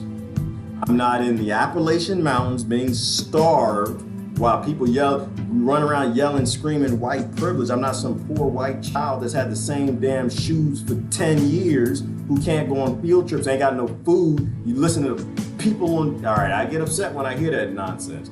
And the same thing the reverse. I'm not some kid in Detroit. I'm not a little minority child in Washington, D.C. Mom, dad left, and mom is on crack. I don't have any food on my table. And so it's at times, Lori, I do get sad. Everybody gets sad. But I don't think I have a right to be sad. And I'm okay with anyone else being sad. I'm not saying you don't have a right to be sad. Everybody, y'all gotta figure things out for yourself. Me, I have no right to be sad. I have absolutely zero right to be sad. I have too much privilege. I have way too much. I have adult privilege. I made it to, what am I, 45? I'm 45. That's a lot. That's a damn caliber. That's not age. What the hell's going on with me? But I'm young. I don't believe in numbers anyway. I don't believe numbers are stupid. I know people at the age of 60 that can run laps around people at the age of 40. So I got gardening. I got some of my old ladies, they're in their 80s and some getting into the 90s. They get it, they make it like it's hot in the garden all the time. They get out there, and the people in the 50s, they can't even walk up the steps to get in their apartment. They get up the steps because they're sitting in chairs all day in corporate America. So, age means nothing. Age means nothing. And if you know any nurses, I think Lori's a nurse actually. You want to know that age doesn't actually mean anything? You go ahead and talk to a nurse and ask them, when do people die? People die when they give up. When they stop moving. They almost know. Like, they'll sit there and tell you that she gonna die within a week or two because she done gave up. And when people give up, in fact, if anyone close to you die, people die when they give up. People are dying at the age of 22. People are dying at the age of 30 because they give up and stop doing the things that human beings are supposed to do. You're supposed to be active and moving and keep your body moving and eating good and loving and living. And so, answer the question, Lord, I do get sad. It's just, I have too much privilege to be sad for long. When it comes with me, it comes. And I think about the people who are worst off, and I think about these children around this planet. Sad don't get to stay. I got work to do. That's why I'm here. I was late. You want to do a video on your birthday? I don't do these videos for me. This is not about me. And I'm not going to use birthday privilege. What are you going to do? Somebody said, make it hot on your birthday. Hope you have a blast. Yeah, I'm going to do the same thing I did yesterday. Same thing I did the day before. Same thing I did the day before. To me, I think it's kind of slavish. It's kind of slavish that we take vacations and for 2 weeks out the year, we go be free and do the things we want to do. You should do what you want to do every day. For the most part, I do what I want to do every day. Now, does it mean I get to have a big house and a fast car? Absolutely not. But we know where that ends. That ends in you being erased. Because the only thing you leave here is what you do here. You don't leave any of that crap. And the things that you try to leave to your kids, Wait till that death tax comes for you. The government, they didn't see that coming. The one that's on your side, the one that's making some hokey changey, the one that's making America great again. Oh no, they're gonna take half of that. They're gonna tax the rest of it. You know, and eventually your kids is gonna be gone in less than a generation or two anyway. The only thing you really leave here is what you do here. It's memories. And they used to sing songs of the heroes. And we should want to be heroes to that degree. We should want to have songs sung of us after we're gone. Like imagine if, think about this. Are all the songs of the heroes that they sung from these ancient cultures, have you ever heard a song about how fast somebody's cart was? That the cart had 2020s on it. How big the hut was, that the hut was made of the finest grasses. Did people ever sing of those people? No, they didn't like them people. They got rid of them people. They couldn't, I'm sure they appreciated them while they were there because they had more resources, right? They can go to them for money, they can go to them for this and food or rice or something. But after you die, you're forgotten. You're literally erased from the book of life if all you did was come here and live and take up some oxygen and drop some nitrates and try to collect stuff. You should want to try to live forever. That's what I think. I could be wrong. That's what I think. Down in the comments, get out of here. I'm hungry because I don't have my coffee. I'm getting sleepy. I am the clumsiest person I know.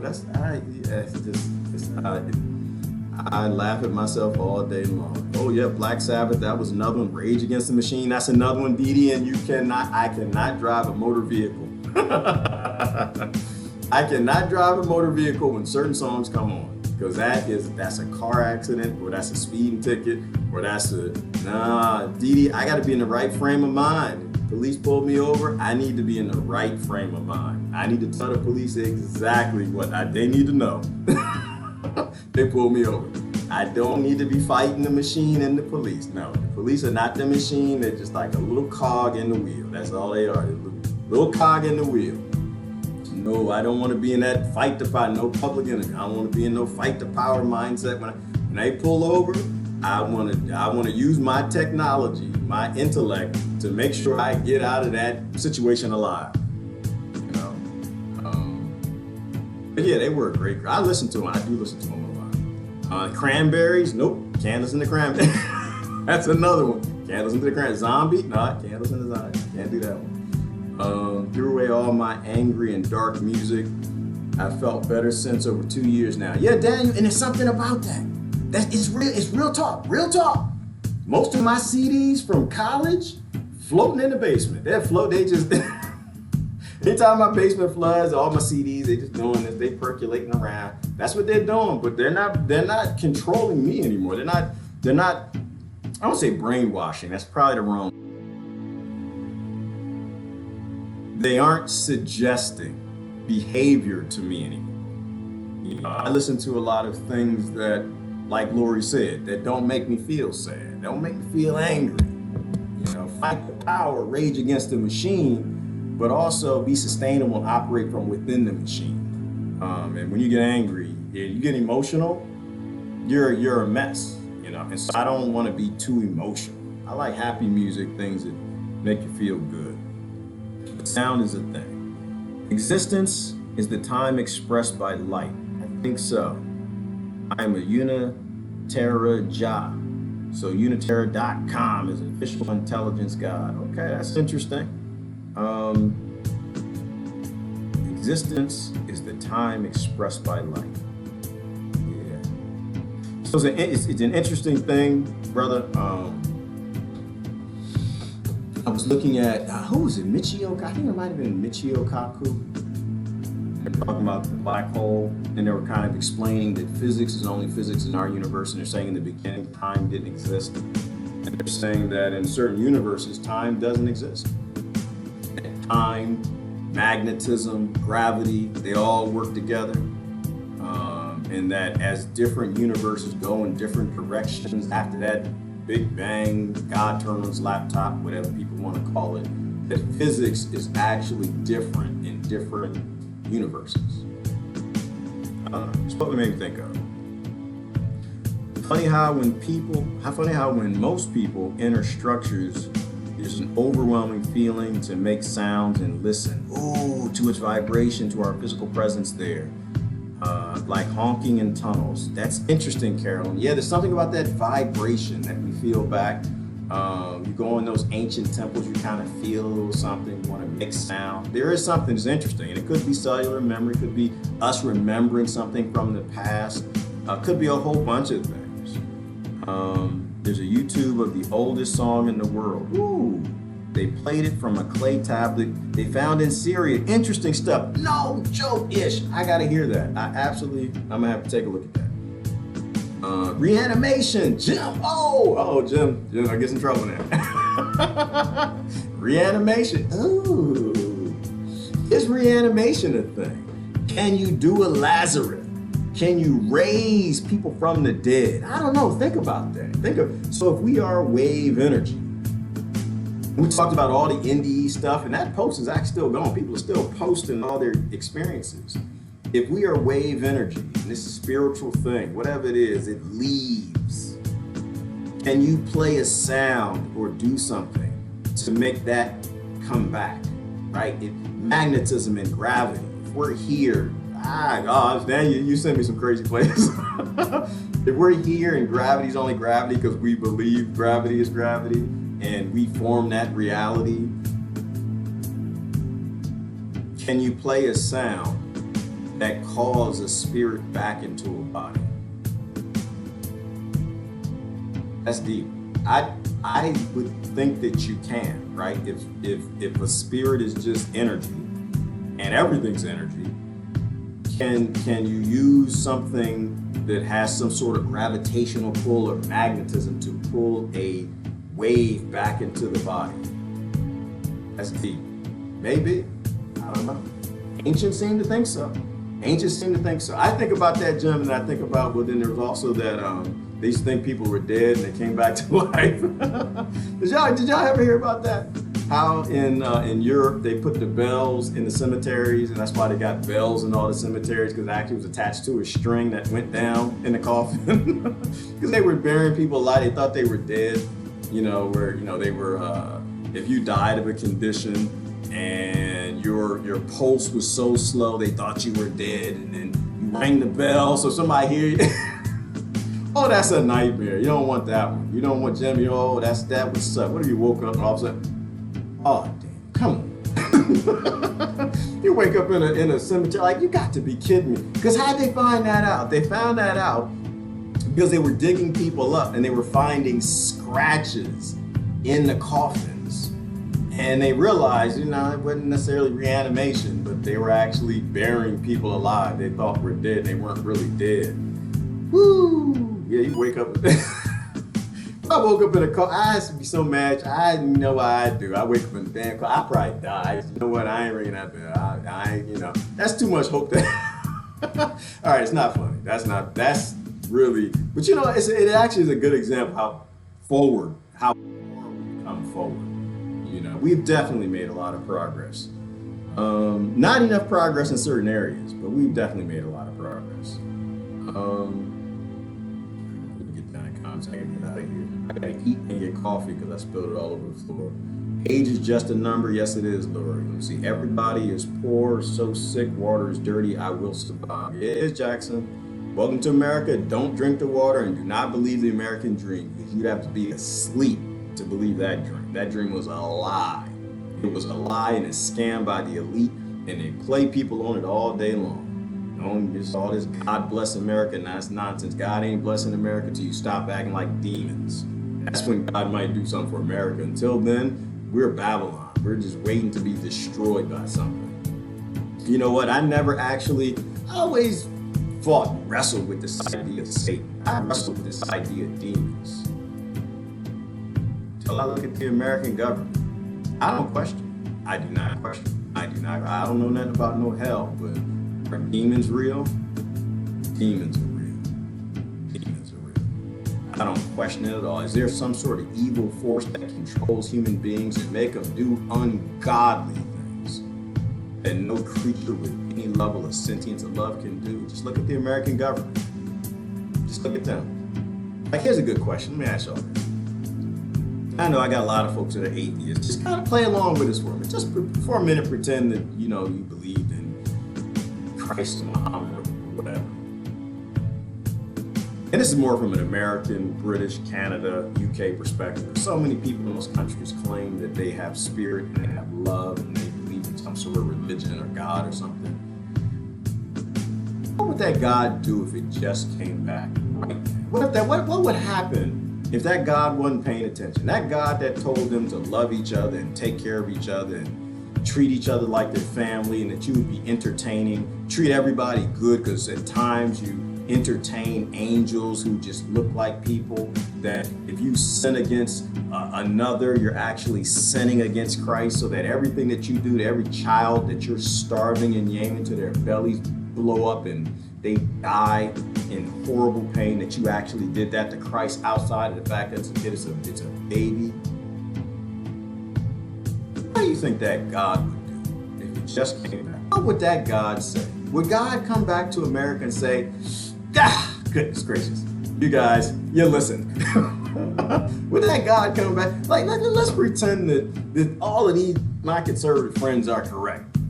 It rebuild the temple, that it's not really Satan, but it's actually and Jesus came back, and the conditions of the world, what America's been up to.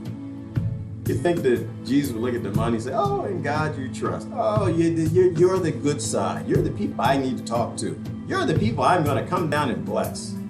No, not from the Bible I read, not from the scriptures I read. You do not want God to come back right now. All that just cheering to get Jesus to come back, you do not want Jesus to come back right now. Not right now. Not if you actually read that Bible.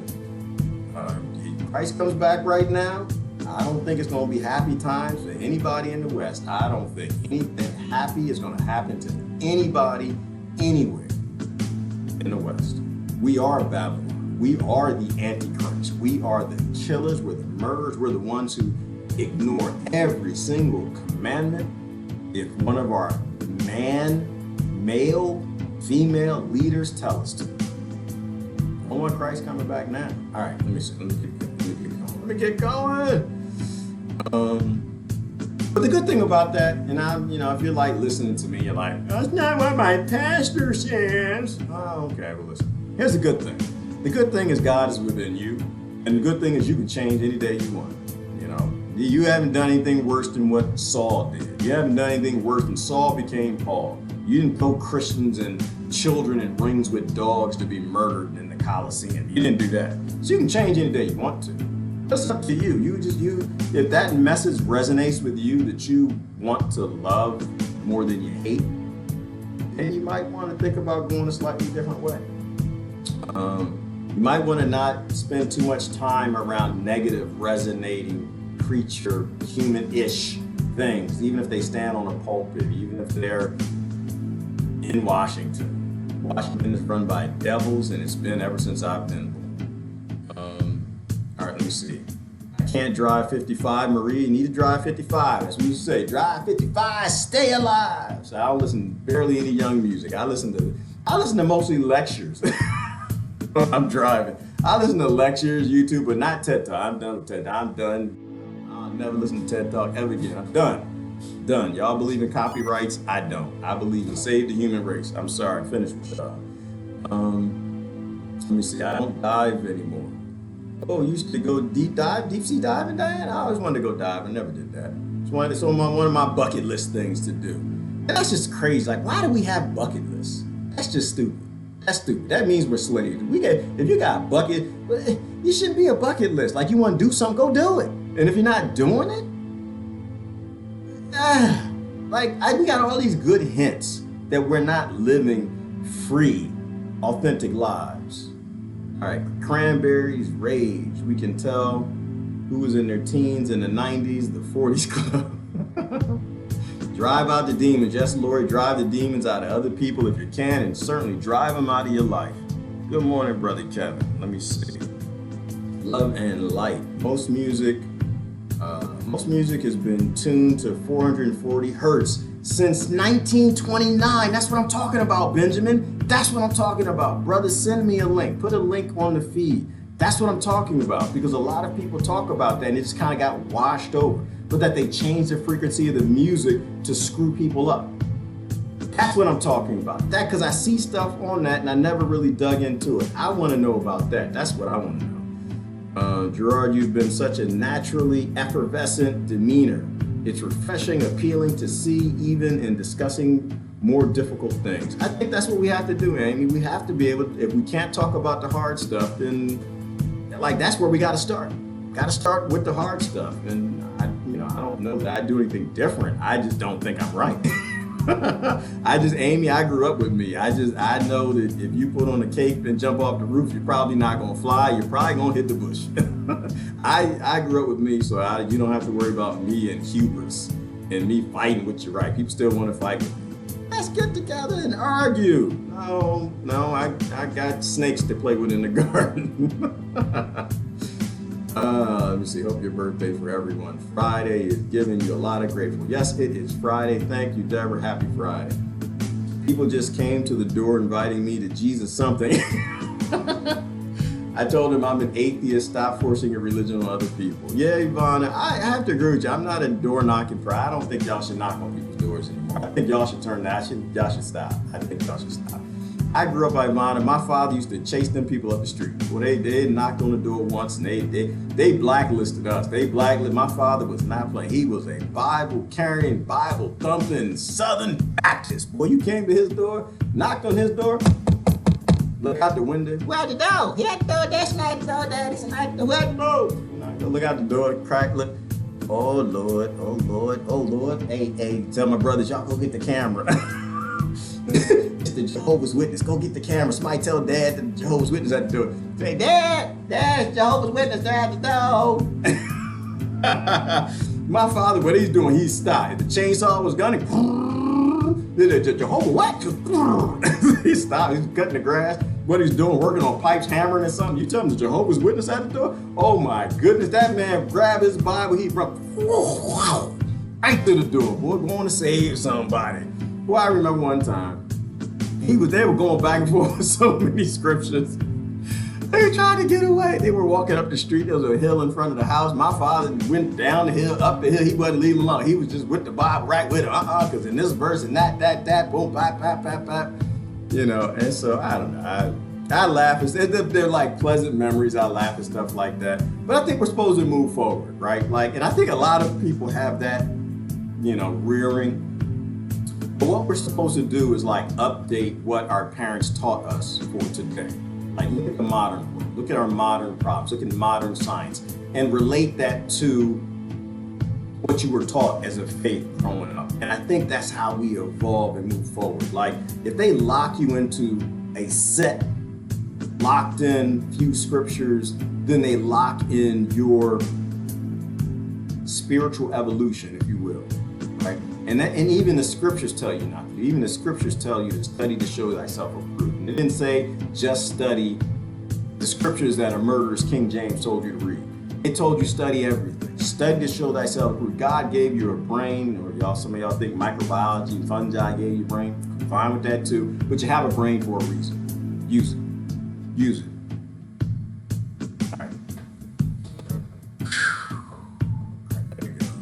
Oh, let the dead rest in peace. Maria, I kind of agree with you. I love zombie movies, and I'm really not trying to go there. I'm really not trying to go there. Let me see. White and Black Magic is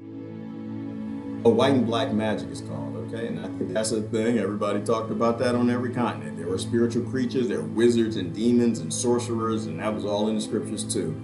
Let me see. Love that question. Oh, the question about what would Christ do? It's better yet, what would your God do if your God came back today? That's why we used to say, always live like it should last. Let me see. Get down, then I'm gonna get out of here. Gotta eat something. Let's see. And back in those tunnels in Turkey, we are whistling past the graveyard. That is a long ago lesson we should investigate. Matter of fact, someone does have knowledge. We don't. Governments have been tunneling for quite a while now. Right, Elizabeth, and I'm glad you made that connection. That's a great link. That's a great connection you just made, which is The ancient kings built tunnels. Our kings built tunnels. The ancient kings built tunnels, and our kings built tunnels. What do they do with those tunnels? They built the tunnels. I think I did a video about this a while ago. They built the tunnels and they put a massive door on the tunnel. So what does that tell us? That the ancients knew something bad was coming and they prepared for it.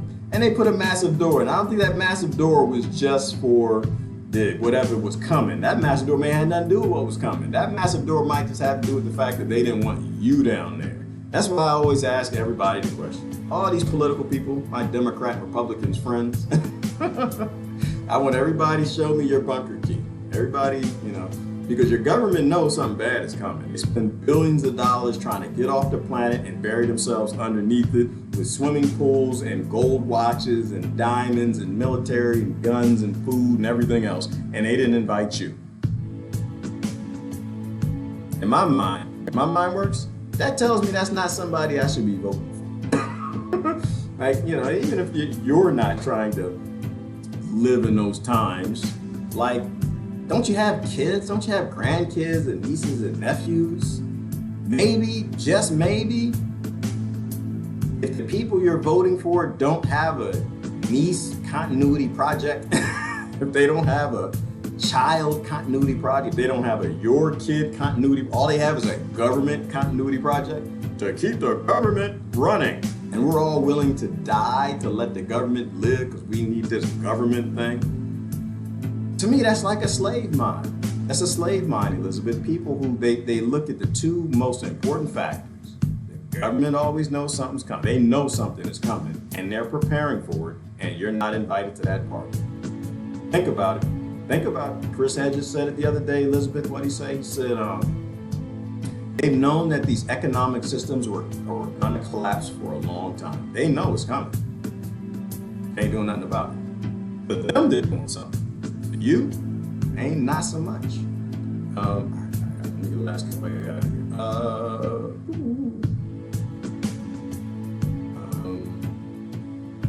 That's where the savings. That's where the saying "Saved by the Bell" came from. Oh, is it Stewart? Stop playing. I didn't know. Y'all teach me so much. I love that. Is it Saved by the Bell? Oh my gosh. Okay, that makes perfectly good sense. We had a show called Saved by the Bell. That makes sense. Saved by the Bell. I got some analogies I could make in terms of modern medicine now, but I'm not going to go there. I spent too much time on modern medicine. Be in that coffin, like, ain't this a BI? I know, Mary Marie, you wake up in the coffin like, oh my goodness. And then, you know what? I know I left a stethoscope in the house. I know that they could have checked to see if I had a pulse or something. Yeah, that, like, ain't this about a bastard? I can't believe I'm in a damn coffin. What the hell? All right, let me get down. Yes, George Carlin is amazing. Patricia, yes, the American dream is alive. Brother Tony, absolutely. Look up Tree Rings, play the music. All right, sounds good. I have to get to it. Yin Yang, yes, yes, yes. Those in power commit war, blood sacrifices. They've all corrupted by lower vibrations and dark frequency. Yes, Susan, and don't stop saying it till people get it. People gotta get it. People are not getting it. They need to get it. They need to stop voting for demons. They need to stop getting the evilest people to orchestrate the model that our planet, that our kids gotta live in. Father was a military guy involved in music and how it affected people's minds. Ooh, Zero Wolf. Ooh, if you got anything on that makes any sense of what he's told you, post a link. Post a link. Like, that's deep. That's deep. And the funny thing is about it, a lot of us have had parents that worked in these places, and a lot of us have friends in the military. You start to piece things together if you talk to them. I tell people all the time, just talk to the military. Talk to military. They're like, support the troops. I'm like, no, don't do that. Don't do that. That's what Congress says, that sends troops to murder people and kids to go do their fighting for them. They go and they get all jacked up in another nation with PTSD. They come back, they don't take care of them. Like, no, you want to support your troops. You want to know what's actually happening. You want to know what actual kind of weapons we really have. Just talk to your military. Just talk to them. They'll tell you. They'll tell you secrets. They won't tell you everything. But, you know, you can start to piece the picture together. You talk to enough people and they get the smiles and stuff and like, yeah, we don't really have to go there. We can murder people from right here. You know, the wars are just for show. They're just, yeah, you know, we don't have to do nothing. In the military, they send them over boys and little girls, and they come back like adults. They come back mature than everybody else for the most part. They might have some issues, but they come back just like, you know what, y'all, the world is not what you think. The world is not what you think. I had a friend of mine who was sitting over in Iraq, and he was just sitting there looking up with the FLIR, what they call it, the FLIR, the night vision. He just said, just watch it. It's like, this world is not what we think it is. There's a whole lot of stuff up there that nobody's talking about. All right, you know, and if not, it's our technology, and you know, all right, let's see. Thank you.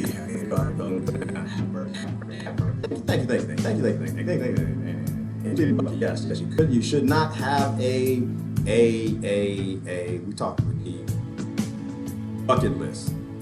Go live your life. Go live your life. Go live your life. You will find happiness, and you realize it ain't the bottom of the bank account. Go live your life. Do the things that make you happy. Honest, I googled sorry. Lots of vids in YouTube. Let me see. I welcome talking with Jehovah's Witnesses. I don't agree with them, but I'm open to listening. I just learned to not give them my address, my phone number. They can be tenacious. That's true, Deborah. And you know, and you have to listen. You have to listen. You have to. It's a good thing. I listen to everybody. I don't always agree, but I listen. Like I said, I was talking about the Amish people. Like, I don't think that all of these people are nuts.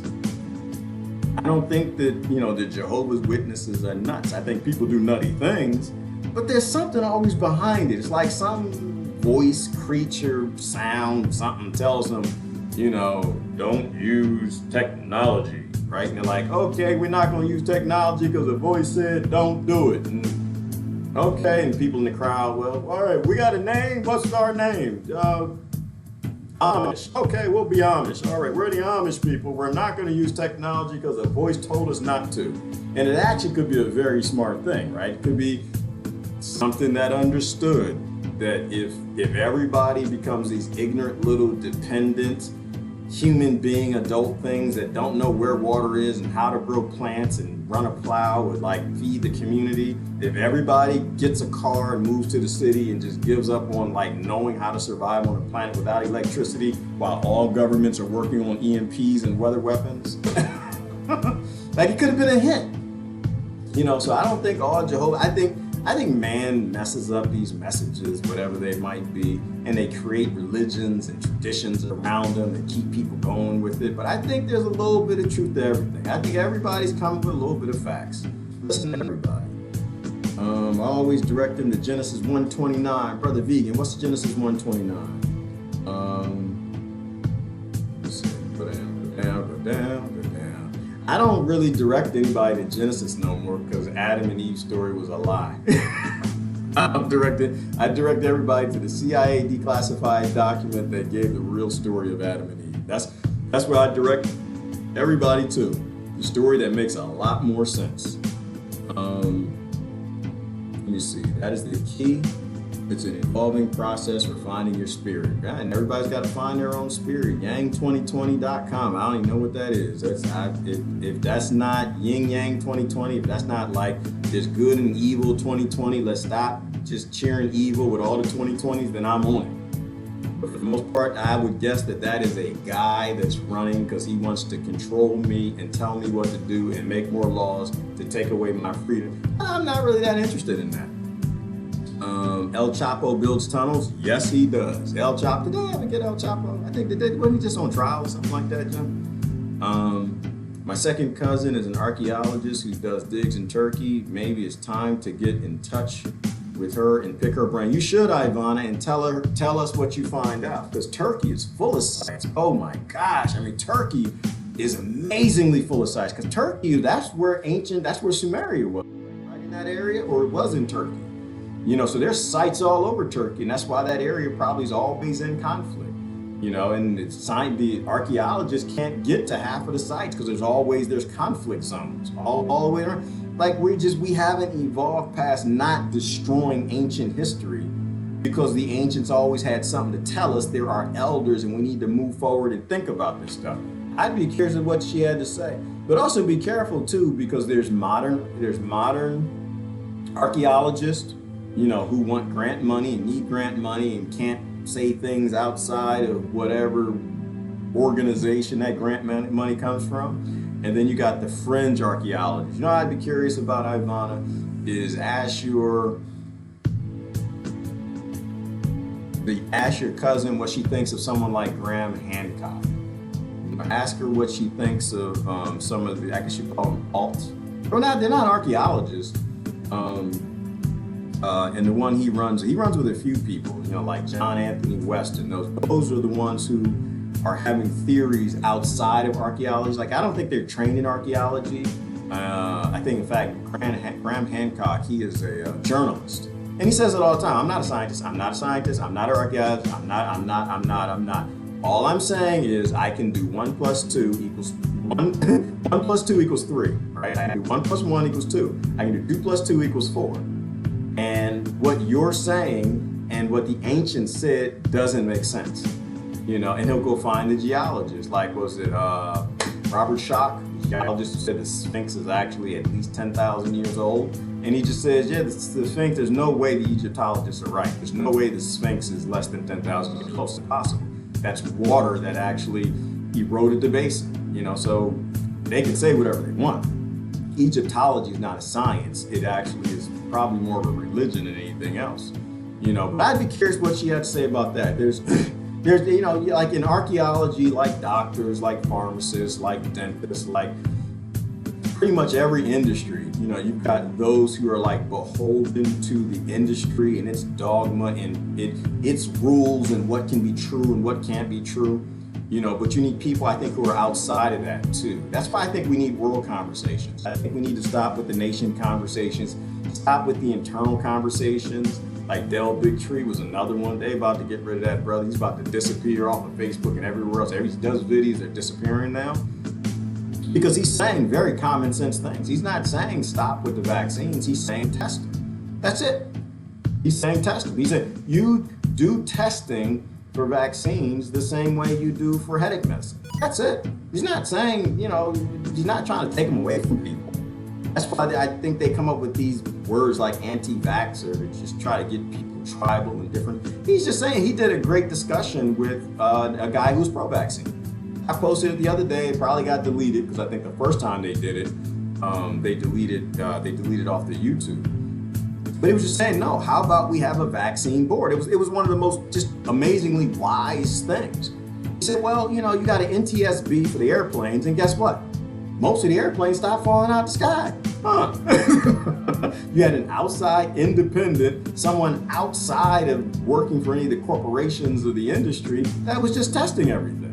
For cars, you got the transportation and something, right? They test the cars, right? They don't work for Ford, they don't work for Chevy, they don't work for they don't work for they just basically test the car and say, yeah, the car is safe, or no, the car is not. It meets standard, and guess what? Cars stop catching on fire. People stop making cars like that daggone Pluto car where you hit the bumper and the bolt goes through the gas tank and it blows up. They started safety testing them. And so his point was the same thing with the medical industry. We need that. It's not just for vaccines, it's probably for all the drugs, right? You need to have someone starting to test all of these things who is outside and independent, who is not beholden, but giving it to pharmaceutical companies and just saying, hey, you do your testing, you tell us if it's safe, it's stupid. Then you got all these people who jump on board and say, oh, it's safe because Merck says it's safe. Well, who made it? Merck. And how much money is Merck gonna make on it? Billions? Okay. That's why you got a critical thought. But when you have peer review, you have good things that occur. When you have even outside of your industry peer review, great things can occur. Why? Because sometimes you get so boxed in as a jack of all trades, you can't think about things in a certain way. The engineers they've just boxed into how their mind works. They're using, the left or right side of their brain, but not the creative side. They're just locked in it and they can't figure it out. And all of a sudden, a weed smoking musician is just, oh, you know what you need to do is you just need to do this. Draw up a diagram, and all of a sudden he solves a problem they've been working on for 20 years. And that's happened many times, right? Because that's the other thing about music and why they say the first angel, what was the angel's name? Lucifer. Before he was Lucifer, was he Gabriel? And he was the leader of the choir. He was the musician. Because there's something about sound. When you hear sounds, when you hear music, your entire brain lights up, all sides of it, all portions of it. And that's why they say the musicians are just really powerful, because it connects together the left and the right side of the brain. They're activating the different neurons and creating more dendrite connections, I guess, if I'm saying it right, between the different sections of the brain. And they can think outside the box. They're extremely creative. Unfortunately, I think it gives them a disposition to use drugs. And the musicians, they have a disposition to fighting the machine and fighting the power. They become anti-establishment, and then their planes magically start crashing and they start getting overdosed. But that's another whole thing. All right, let me get down to the last comment. I had to get out of here. It's been long. This is a long one. I got work to do. I got work to do, people. I got work to do. I got work to do. I got a job to do. That's a song. Who sung that? That was back in the 80s. That Power, Soul Power. What's the name of that? Power for Power. I forgot the name. I got work to do. Anyway, I gotta get out of here. All right, last couple comments. I gotta go. So there are many Bibles, and who wrote all of them? Lots of laughter, and the Vatican hides lots of things and apparently doesn't talk about all the disciples. There are lots of secrets and cover-ups. Yes, there are, Susan. That's why you can't believe what's handed to you. People got to stop believing what's handed to them. The Vatican's hiding scriptures. Most of the scriptures got burned up in the Library of Alexandria. The CIA is hiding scriptures. Like, this is nuts. At a certain point in time, you got to realize that this is always about human control. Think for yourself. Think outside the box. Don't get locked into groupthink in one group of religious anything.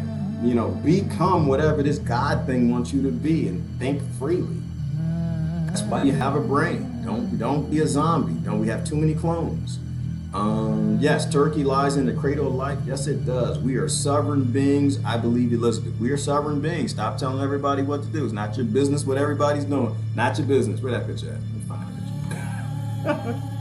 It's not your business. Everybody focus on you. Do you. You hold your spot. I had a brother of mine in college used to always say, you just worry about holding your spot down. I forgot his name. Brother long time ago. Just hold your spot down. That's all you got to do. You just worry about you. You need to. You got issues you need to solve. You worry about the logs in your own eye. You stop worrying about the sawdust in everybody else's eye. You hold you down. And that's like the whole model of a government now that I see. Certainly mine. It's just basically telling other sovereign creatures how they're going to live, what they're going to do, when they're going to do it, how they're going to do it, and who they're going to pay if they don't feel like doing it. That's all I see. That's what all the laws are. All the laws are breaking human beings, and when you get out of that. That's why I think spirituality is the way out. Have love for more people, more than you have for other people, more than you have for yourself. Always try on somebody else's shoes. Take it from the toes perspective. If there's a snake in the garden, don't wear flip-flops. People starving in Yemen, stop voting for a government, stop cheering a government that's doing it, that makes money to do it. Many attempt to control others by brainwashing them. Yes, they do, Susan. They do it through the media, and the media is sound too. That's another pulpit like that temple right there. Freedom is waking up from all the programming. I think it is. I'm not convinced I'm woke up. I'm trying to wake up. I'm trying to learn as much as I can. Notice Gerard doesn't need to go pee yet. He didn't drink the dirt. I read it, call me. Stop, Deborah. Stop. See, I said no psychoanalyzing, no your analysis of me either. Don't be doing this. Is that your analysis? I don't think that's your analysis. I just made that up. You don't. I said, I hope he spills his coffee the next time. He can talk for lunch. No, I didn't talk too much. I gotta get the heck out of here. But yeah, you're right. It's just how I am. Things in and out. In and out. In and out. It does not stay. It comes in, out. Keep it moving. Healthier that way. Gabriel blew his horn and took down the walls of Jericho. Come on, Maria. Come on. That's what I'm talking about. That is what I'm talking about. And if people hate religion, they're like, oh, it's not true. It's fantasy and mythology. Because my atheist leaders tell me it's not true. And I'm like, no, maybe if there's a horn that they can blow, that vibration can destroy glass cups and knock down walls and blow up castles, and you got blown up pyramids all over this planet, maybe, just maybe, the CIA is looking for that. Maybe, just maybe, we don't need them to find that. Perhaps we shouldn't let the darkest, deepest vibration, anti-human life government find the Horn of Jericho. Maybe, just maybe. And besides, who would make that up? Who would make that up anyway? How you gonna get 100 people together and just make up a lie? Oh, this is what we're gonna do. We're gonna get high and we're gonna say that Jericho blew the horn and the ball fell down. Yeah. We gonna fool the people in the future. We ain't never gonna meet them. We get no profit from it. We ain't get nothing from it. We just gonna make something up just to make it up, because it don't make any damn sense. I'm supposed to be growing food and feeding my family and fighting off tigers and bears, but I'm gonna stop doing everything I'm doing and I'm gonna make up a lie that is just no profit in lying about it. All right, that's where I'm coming from. That's where I'm always coming with ancient scriptures. I don't think they will lie creatures like we are. Let me see. Sorry, Gerard, just trying to add some levity. No, always bring the levity, Deborah, and don't ever apologize for laughter. We need to laugh. That's how we make all this nonsense sustainable. How in the world do we live at a time where most of our neighbors and friends and family keep voting to murder, kill, and rape people and send weapons all over the planet while they cry about mass shootings and their house burning down here in the Tower in Notre Dame and they blowing up countries? How in the world do we, the only way we make it sustainable is laugh at the ignorance of this. So there's no memory without image. Oh, what are y'all talking about? John Anthony West was great. He's fantastic. And he's zero. He's amazing. That's an amazing brother. He's gone. He died. Was it last year? Amazing man. The fact we can't talk about vax shows an agenda behind it. And that's it, Ish. That's it. Like, you really don't have to go into the details of testing and this, that, and the other, and autism. And you don't have to go through none of that. All you got to say is they don't want to have discourse on it. That's it. That's it. You don't need to know anything else, because the things you're not allowed to talk about are obviously a lie. You know, good science, bad science can't negate good science, right? Anytime that you're not allowed to talk about something, it's because there's something dark behind it. It's because there's something not right with it. You can, if what you're saying is true, you have a debate, you put the facts out, and that's it. But if what you're saying is not true, then you stop anybody from putting out facts that shows that you don't actually know as much as you think you do. And that's where we are. And the only reason we're here is you got a lot of people in the religion that it's a good idea to violate other people and stick their thingies in other people. And I'm just saying we need to be people that are against sticking your thingy in somebody else, because that's your thing. That's how that's how the kindergarten teacher explained it to us. That's your thingy. Don't nobody need to see your thingy. You keep your thingy right where your thingy is. And then and when it's time to use the bathroom, you go in the bathroom, nobody see you, close the store, use your thingy, make sure you get it in the toilet. Put your thingy back, and that's your thingy. Nobody touch your thingy, you don't put your thingy on nobody else. Like, we have to go back to daycare all the time. People, they just lose it. Like, herd immunity. And I'm like, no, it's never herd immunity, because you only one in the herd. You need to worry about you. You take care of you. You start worrying about other people and cheering government sticking their thingies in other people because they get paid to do that. Let me see. The answer to dilemma hindering our fulfillment is found by looking carefully in the mirror. Yes, it is, Brother Kevin. All solutions are in the mirror. All solutions. All solutions are in the mirror. Don't be a victim.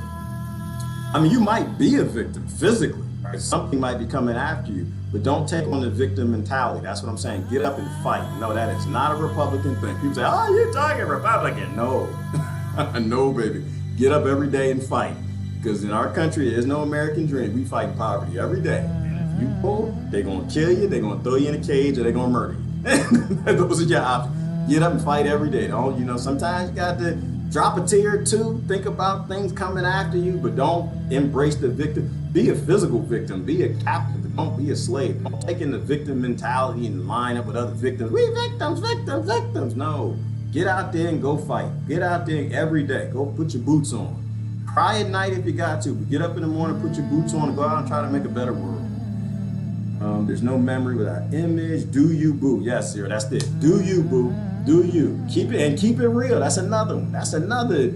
You showing a little bit of your age. Do you, boo, and keep it real. Keep it real. Don't keep it fake. Don't keep it fantasy. Keep it real. All right, let me see. Anybody got a last comment? I'm gonna stop and start to move so I can get out of here. Let me see. I would love to get together with you, Gerard, and have a great conversation. Come to Georgia, Gerard, so we can have a real awesome conversation. And we can conversate here too, Susan. I'd love to go to Georgia. Y'all kind of hot down there. Last time I was in Georgia, it was hot. Y'all don't know what to do with air conditioning. We're getting into summertime. Like right now, I'm a little warm. Like my armpits, I can feel a little, it's a little moist. I got my citrus going, but y'all down there, y'all almost like Florida. I love Georgia though. I love Georgia. I'm a moderate guy. Like I like moderate temperature. I don't like too hot, too cold. I'm in the wrong place in Pennsylvania. I don't know where I'm supposed to be. I got to get south somewhere. It's too cold up here. It's crazy. I'm gonna grow old shoveling snow. That's not a thing. That's not with me. No, I don't want no back issues. I don't want to have to get a back out of me. All right, let me see. 7 trumpets sound. Ooh, 7 trumpets sound. And the 7 seals are broken, and they are signs of revelations, but revelations actually just means change. I'm with you, Susan. I'm with you. And people who hate scripture will not know what's coming. Somebody a long time ago knew nothing about revelations. They knew nothing about King James. They knew nothing about Christianity. They knew nothing about none of that. They said, listen, something came to me, and it told me this. Was that John? Who wrote the book of Revelation? Something came to me and it told me y'all need to look out for these signs. The horn go off, Susan, and they go on to Starbucks. Like, now you're not supposed to. You hear the 7 horns and the seals start breaking and white horses start coming out the sky. No, it's not time to go to Starbucks. It's not. Don't go do that. You need to go to Turkey, go to the bunker. You need to go find your Democrat, your DNC and GOP and see if they give you a bunker key. See if you can dance, sing, tell some raps to do something. Be some entertainment for them and get down in that bunker. Goodness. All right, I gotta get out of here. Last comment. Y'all, last comment. Somebody say something deep. Say something deep, because I ain't got nothing deep. Say something. I gotta keep restarting the music. Somebody say something deep so I get out of here. Let me see. Spare the rod, spoil the child is an understatement. Sparing the rod may very well result in a dead child. Ooh. Rod and staff comfort, yes. Yes, a shepherd or a sheep. A shepherd? Oh, that's a big one. Yes, a shepherd or a sheep keeper beats back predators with his rod. A keeper of sheep or goats pulls members of their flock out of the waters. Ooh, brambles and other hazards of life. Psst.